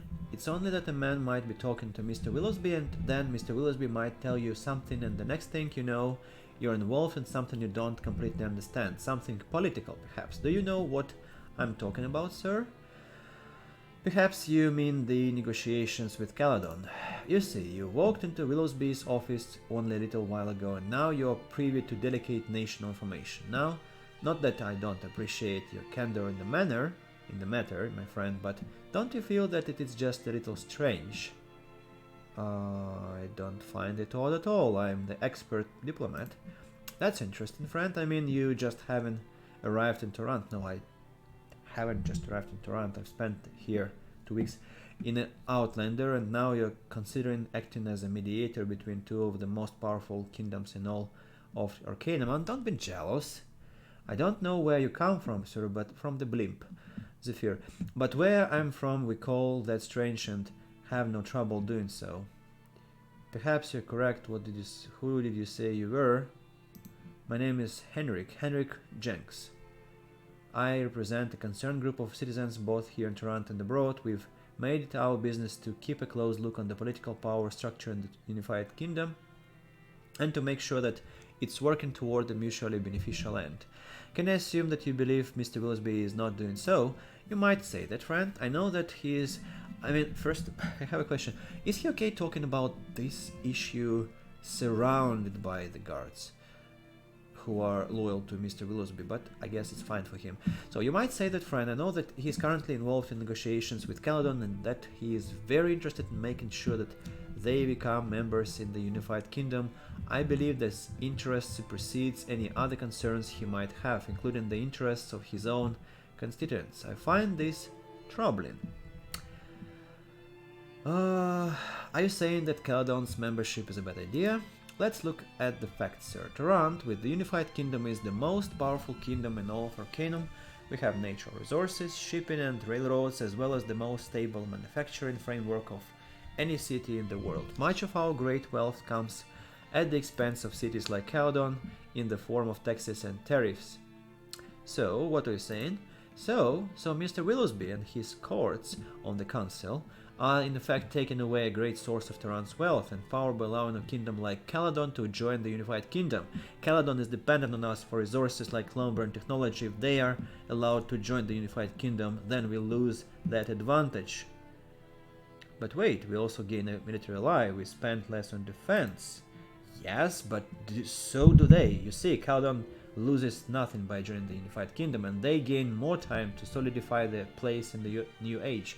Tarant embraced the ways of technology early, and so we have reaped the benefits. If Caledon is given the same chance, it only follows that eventually the two will become powerful. But if they are our allies, we will have nothing to worry about. He gives you a long stare. Are you really such a believer in human nature, friend? Do you think that a powerful, ambitious kingdom like Caledon would accept the authority of the unified kingdom for very long? In only a few years, the power will rival Tarant's, and then there will be war. Hold on there. Why wouldn't Willoughby see this? Don't get me wrong, friend. It's men like Willoughby who made Tarant what it is today. Men with vision and the backbone to do whatever it takes to see that vision to its end. Tarant was not always so powerful, and to make it so had a great price. What price? What do you mean? That's another story for another time, and not mine to tell, sir. Let us just say that the Tarantian monarchy was one of the victims of the industrial assholes council vision. As in any war, there are casualties. If you respect Willoughby, why question his actions now? Power can do strange things to man, my friend. What created Tarant was patriotism, but I'm afraid that greed is now the fuel behind her fire. Willoughby stands to make quite a bit of money if Caledon joins the unified kingdom. Remember, he's a businessman first, a politician afterwards. You said before there was a price in making Tarant great? That's another story. If you what does he stand to gain? Manufacturing concessions, tax advantages. Caledon would do just about anything for a businessman who holds the power to push this agreement through, don't you think? Perhaps. What are you suggesting be done, Mr. Jenks? He smiles. You see, to men, strangers really can have a logical, rational conversation, and the next thing you know, things are being done. Good things, mind you, necessary things. Things that made this city great. I've agreed to nothing, Jenks. How I said you have? I was just making an observation, sir. It's strange how great things sprout from such insignificant encounters, don't you think? I'm ready to hear what you have in mind, Jenks. Good, good. He lowers his voice. Most importantly, did you not accept the position as mediator between Caledon and the unified kingdom? Yes, I have accepted it. You have. That's splendid, my friend. Just splendid. You have no idea the advantage that's going to give you in doing what needs to be done. And that is assassinating King Farad of Caledon. I'm still listening, Jenks. Yes, I'd packed you for a patriot. We're in desperate need of men like you. The fate of Tarant rests in your hands. First, you should try for the appointment from Willoughby, which I have already. How does that help me? Then you'll have special access to certain parts of the castle that would be inaccessible if you weren't a special envoy from Tarant, places like the kitchen. Am I to meet someone there? Yes, the man's name is Vernon. He will instruct you further. And if I do succeed in killing His Majesty, if you succeed in assassinating King Farad, then return to Torrent and meet me at Grant's Tavern. I'll have heard about it and we'll wait there every day until you return, and we'll be paid no less than 20,000 gold pieces for your trouble. Agreed? I'll think about it and get back to you. Don't think too long, friend. An opportunity like this only comes once in a lifetime. When you've decided, come back here and tell me. So this idiot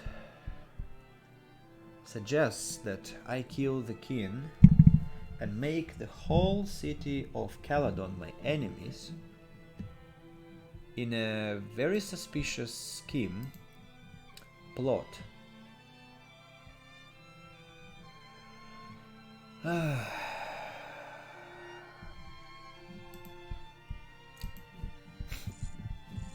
Mr. Willoughby, there is a conspiracy to kill King Farad. What? What are you talking about? I've been approached by a man named Jenks. Bloody hell, you've done the right thing, my boy. Where is this Jenks? Just outside on the corner. Lorham, go out and take care of this traitor. We can't let this happen. Very good, sir.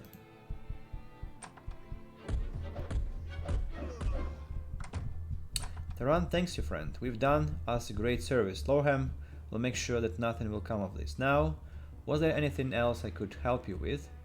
No, that's it. That's it. I just want to loot the body. Rustic finery. Not much. And no money. I thought maybe I'd get 20,000 coins, but unfortunately, that fool is just as penniless as a rat in the sewers. Your presence here is exacerbate. Please, you must. What would you do if you had been taken from your natural home and forced to work under these conditions? Your presence here is exacerbating this situation. If you leave, the situation calls for compassion and restraint. Please. Who is shouting that? So there is a riot, a strike in the factory here. No time to talk, sir. We've problem on our hands. Labor agitators, you understand. Labor agitators, what did they want? The orcs are striking for a union again. Won't they ever learn? A look of realization crosses his face. But that's no excuse for a lack of manners now, is it? He offers his hand for you to shake. I am Capt, Wheeler of the Torrentian Guard. I am a funny guy. May I ask you what you intend to do here? If I were certain it were possible to do so without the loss of any of my men, I'd raid the factory and kill them all damned orcs. Perhaps I can help? What is the situation here exactly? The orcs have taken over this factory and say they won't leave until they are allowed to unionize. It's the damned leader Don Trog that's the real problem here. Most of these orcs know what their place is and act accordingly, but Trog gets them all riled up. He is too smart for his own good. It's the human blood that has made him this difficult, ironically. He's in half-orc, yes. And instead of being a part of society as his blood would allow, he has taken it upon himself to be the champion of the orcs. He lives with them, works with them, and basically he refuses to be treated as anything but a full-blooded orc. We need to rid society of his kind for the good of everyone. You can't admire him for living as his principles dictate. Oh, I see, one of those, are you? I don't have time for you orc sympathizers. Perhaps you'd like to go commiserate with the honorable Mr. Babcock over there. He's the one spouting nonsense to my guards. Why would you suggest that? You sound like him. He is always going on about respectful races. Bollocks. All these bloody orcs understand its violence. I see your point. I can help. I can go in there and kill him for you. Perhaps I can convince him to surrender. I don't know, any suggestions? Unless you want to walk in there and kill him for me, I can think of anything. Wouldn't convincing him to surrender be a better option? Of course, but I don't think he'll listen. That's why we keep having these problems. He won't listen to reason. Someone really should put a bullet, but I digress. If you are willing to try to talk to him out, it might be worth a try. I will try. Do you know anything that might help me convince him? I don't know. He is distrustful of me, as there was an incident the last time these beasts tried it. We were forced to gun them down to protect the citizens of Tarant. Perhaps if we were to let him know that members of the press were out here, yes, he could speak to them when he surrenders. That might convince him. Are the members of the press out here? Huh? Oh, yeah, of course, if you can get him to surrender and lure, convince him to come outside peacefully, we can end this standoff peacefully. He hands you a key. They've locked themselves in, but the owner gave us the key to the front door. Good luck, thank you. So this captain is another xenophobic maniac. I can't appreciate this behavior, so I'll try to negotiate this peacefully. Can I actually enter by the back door? I can. Apparently I can. So hopefully if I enter by the front door, I will not be attacked. Who you? What are you doing here? Whether send you speak or I'll kill you. I'm here to speak with Mr. Throg to help you. He looks you over suspiciously. He's in the back. You try anything, you'd be dead. No, I won't be dead. You're level 20.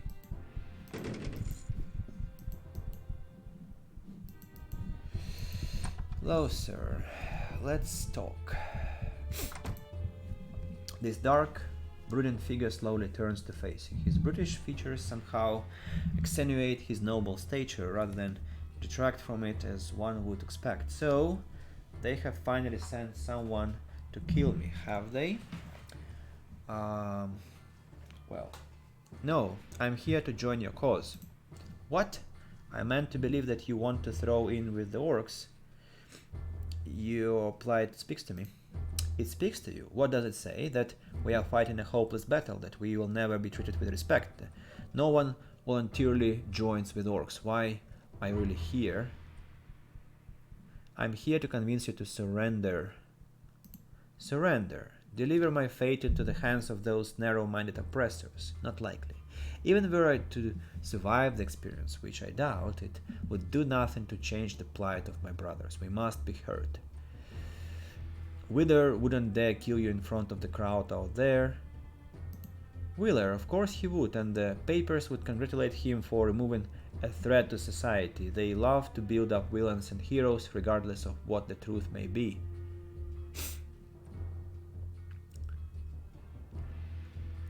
Make him out the foolish villain to the press then, and that would not be a difficult task. He is a buffoon at best.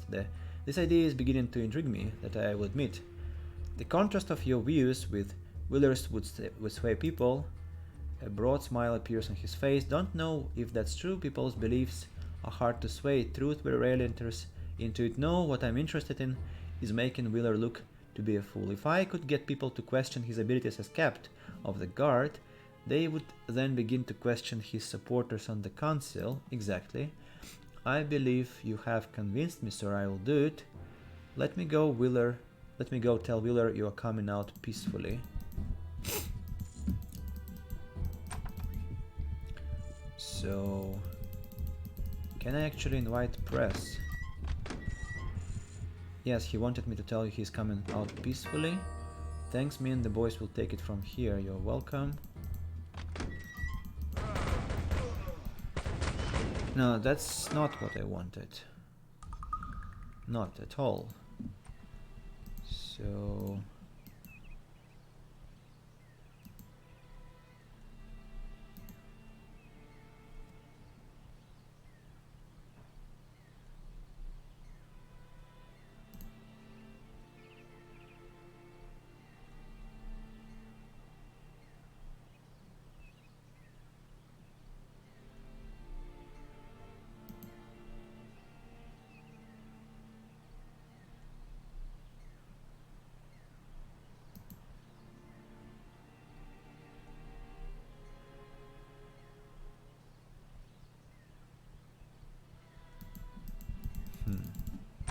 I remember there was an option to actually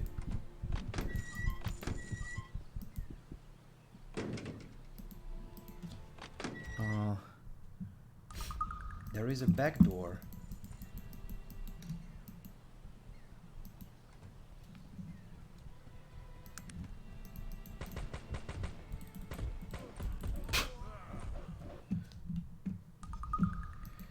I don't understand.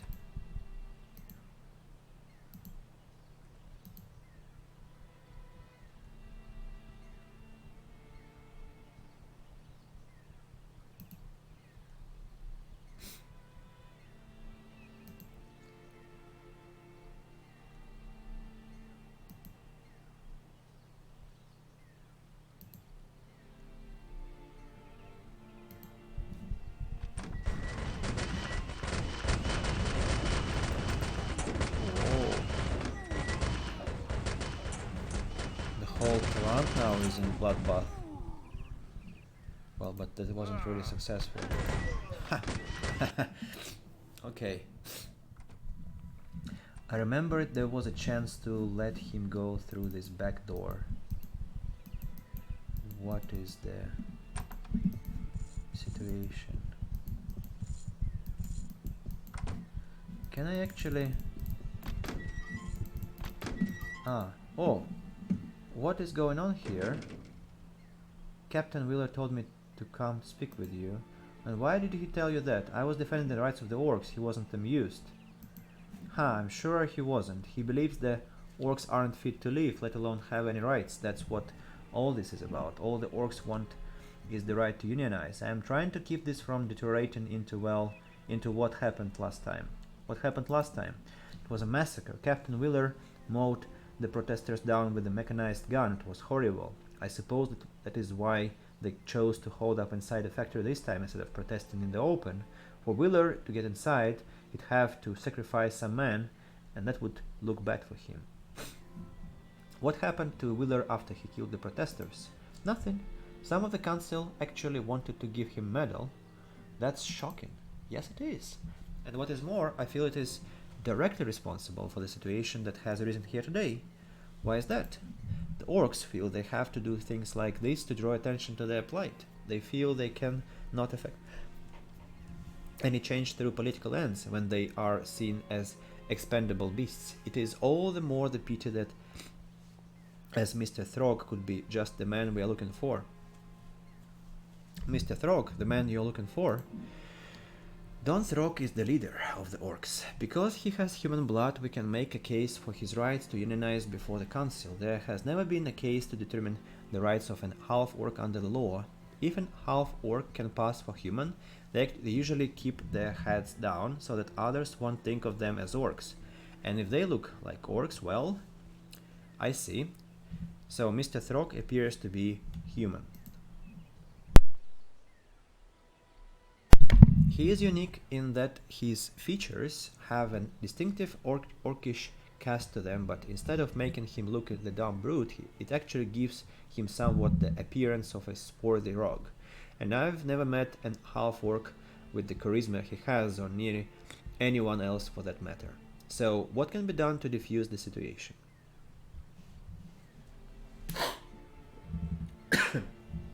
Nothing, I'm afraid. It seems Mr. Throg has reached the end of his days. I wouldn't be so certain I'm going to convince him to surrender. Even if you were able to convince him, Wheeler will not let him leave that building alive, as I have already told you. We shall see. Are you certain there is nothing that can be done to help here? Huh. Pretty strange. Maybe we can do something about it. I'm here to join your cause. Your plight speaks to me. To surrender.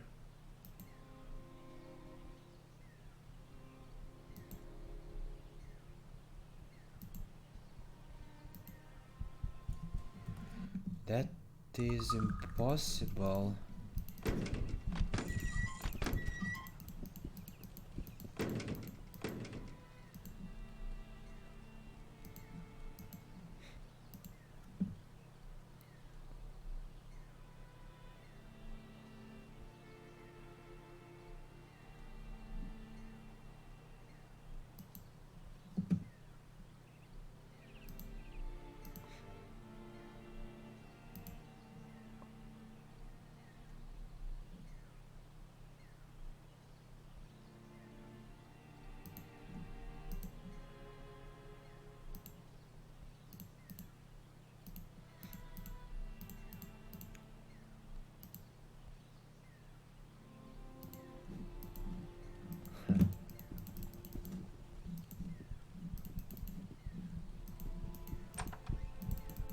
Maybe it was a mistake to take the quest from Captain.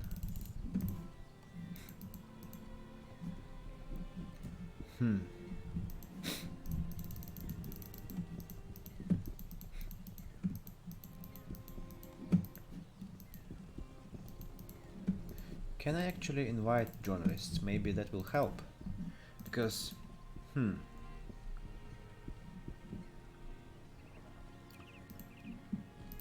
let's try. Let's try. Maybe there is some other way to solve this interesting quest twist.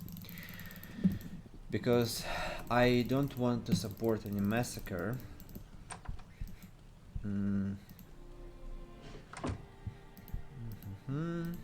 I mean, this is this place, the mass media place, let's say, but he doesn't seem very interested. Then what could be done? No. Warehouse district it is. I don't believe that there is no more options. No, he isn't coming out yet. Citizen, what's going on? Are you certain that there is nothing that can be done to help here? What the hell? Why is he not sure that nothing can be done?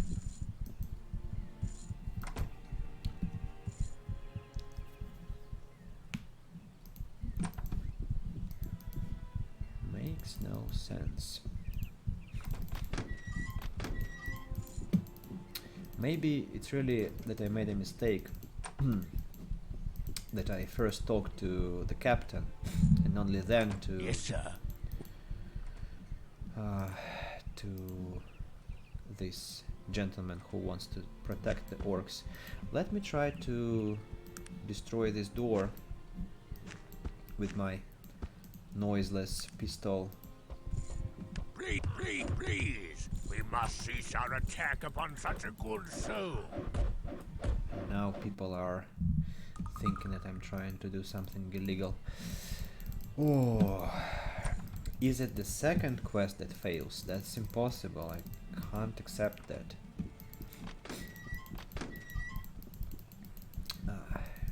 Works. Mr. Throg, I'm here to convince you to surrender.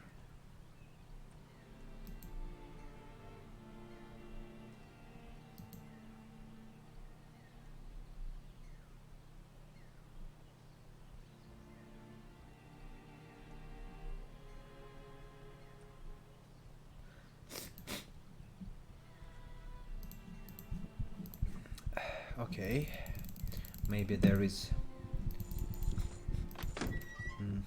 He's not coming out, and he'll kill you if you go in. No, I'm not an assassin. What's going on here? And that's it? Is that all I can do? Yeah, that's it. I kind of failed the quest. So so the good decision here is that Don Throg leaves through the back door. That was how I solved the quest in past. I don't know why they don't give me the option. Maybe I don't have intelligence check. Could it be the case that I don't have the intelligence check?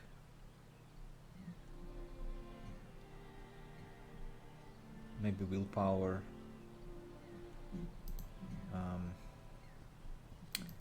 Well, let's try. Save the game. Use the potion. Now I have 20 intelligence. Well, I mean, that's strange to try to complete the quest when I already failed it. Right? That's not possible. That's why let's accept the circumstances and go to the boil. But I'm quite sad about what happened. I'm looking forward to the time when I'm gonna be playing somewhat modern games without so much patching and glitching. So, where is Sebastian? Greetings, sir. Might I ask who you are? The name is Sebastian. Greetings, sir. Have a moment. What is I've spoken with Edward Willowsby about you. Huh, yeah. Mr. Willowsby mentioned that someone might be stopping in here for a drink. He looks around. I can respect a man who's got the stones to make a trip over to the boil. Well, I suppose you could call me a concerned citizen. He gives you an appraising look. I see. Mr. Willowsby told you of his plans over here in the boil. He mentioned them. Perhaps you might elaborate. Well, he lowers his voice, leaning towards you. Mr. Willowsby has his concerns about what's happening here in the boil. Do you know anything about the place? I've been around. He gives you an approving nod. Well, then I'm sure you know about Clan Mork and Pollock's gang. Sure, who doesn't? As we can well imagine, Clan Mork and Pollock's gang aren't very fond of each other. There is quite a few disagreements between members of the gangs, and most of them end up with people dead. Interesting, very interesting. What does Mr. Willowsby have to do with all of this? Well, Mr. Willowsby is an important man here in the city. He's a little more than concerned that the element here in the boil will spill over into the better parts of Tarant, and of course he just can't have that happen. I take it that's where you come in. Sebastian smiles wolfishly. Exactly. Something sounds like something I might want to get involved in. Sebastian looks at you, eyes narrowing. Really? You think you are cut out for this sort of work, friend? I told you I have already killed both criminal leaders. I think I'd be up for the task. Or what do you mean, that sort of work? What sort of work, you ask? Sebastian gives you a dark look. Well, what sort of work do you think it is, friend? There is an infestation here in the boil. Someone's got to take care of it. And why don't you do that? Okay, I'm listening, Sebastian. Good, listen. I know a little bit about you. Mr. Willowsby knows much about what happens here in Tarant and abroad, and he keeps me informed. I'm not exactly sure that what it is that you are looking for, but I might be able to help. What is it you are promising, Sebastian? Just a second, guys.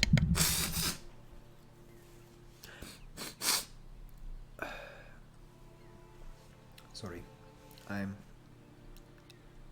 my nose is giving me troubles. I thought actually I muted my microphone, but now I say I haven't. Oh my god. Yeah, I think I should be finishing soon. What I'm saying is, you help me take care of my problem here in the boil, then I might be persuaded to help you with yours. What do you think? Sounds intriguing. Let's continue.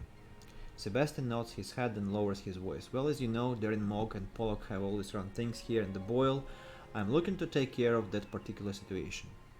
Sorry, old boy, I've killed them both already. What? I'd heard about Pollock, but Mogg as well. Sebastian looks duly impressed. Well, it seems you've already held up your end of the bargain, my friend. It was nothing. What about your end, Sebastian? Yes, you seem a fairly competent fellow. What exactly are you involved in? That's a long story, tell him.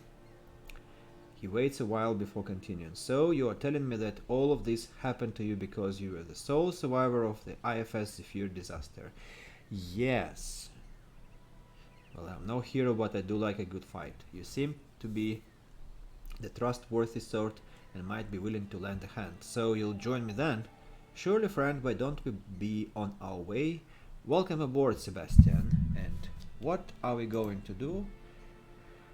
We are going to learn about him first and about Tarant. This is Tarant. The city's got most of what you might need. Nice place for a technologist. Sebastian smiles darkly. And always plenty of work for a man who is not afraid to get his hands a little dirty. So he can throw, he can fight, he can, I think, produce electric things and explosives, which is very nice of him. So we won't have him as our companion because he is, well, he has interesting stuff, you see, quite good artifacts. Flow, disruptor, shield, that's a very good thing to protect yourself. And so now he's going to be standing naked and out of my company also. While I'm going to take the shield, no, I'm going to give the shield to Magnus, I think.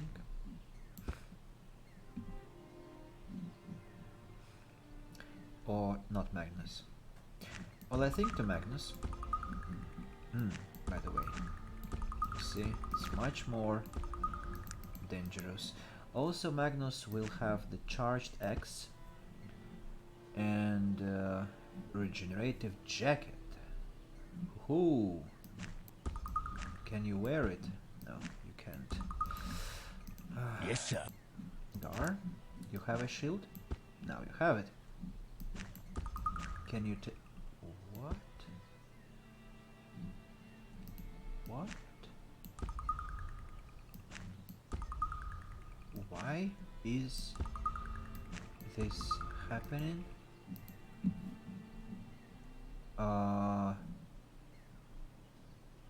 Excuse me? Yes, sir. Yes, sir. What? 19? Yes. And this gives 1 point of Yes, sir. strength? What can... Really? Yes. Since when? What's happening in this game?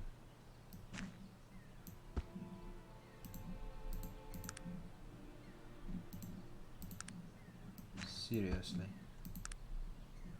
3 points of strength.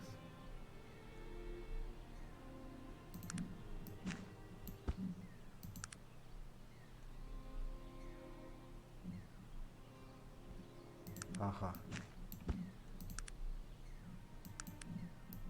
What a discovery.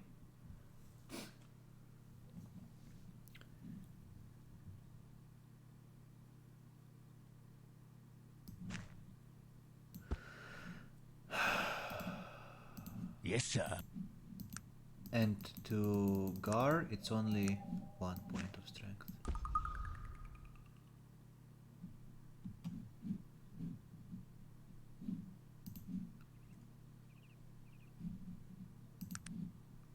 You know, I think I just lost any understanding of this patch.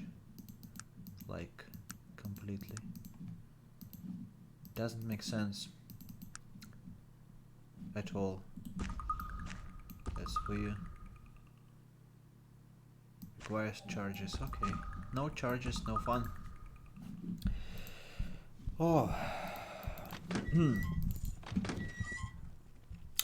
know what? I think it's enough because I'm pretty shocked and I have no energy to learn and understand what's happening here. I'll do this when I play next time. So thanks for watching. We shall meet soon, maybe tomorrow, maybe later. I'll check my health condition first, not to bother you with this sniffing and my voice being sick. Though I'm talking better than yesterday, still it's not the best voice to be entertaining people with. So stay safe, guys. All the best to you and see you soon. Bye.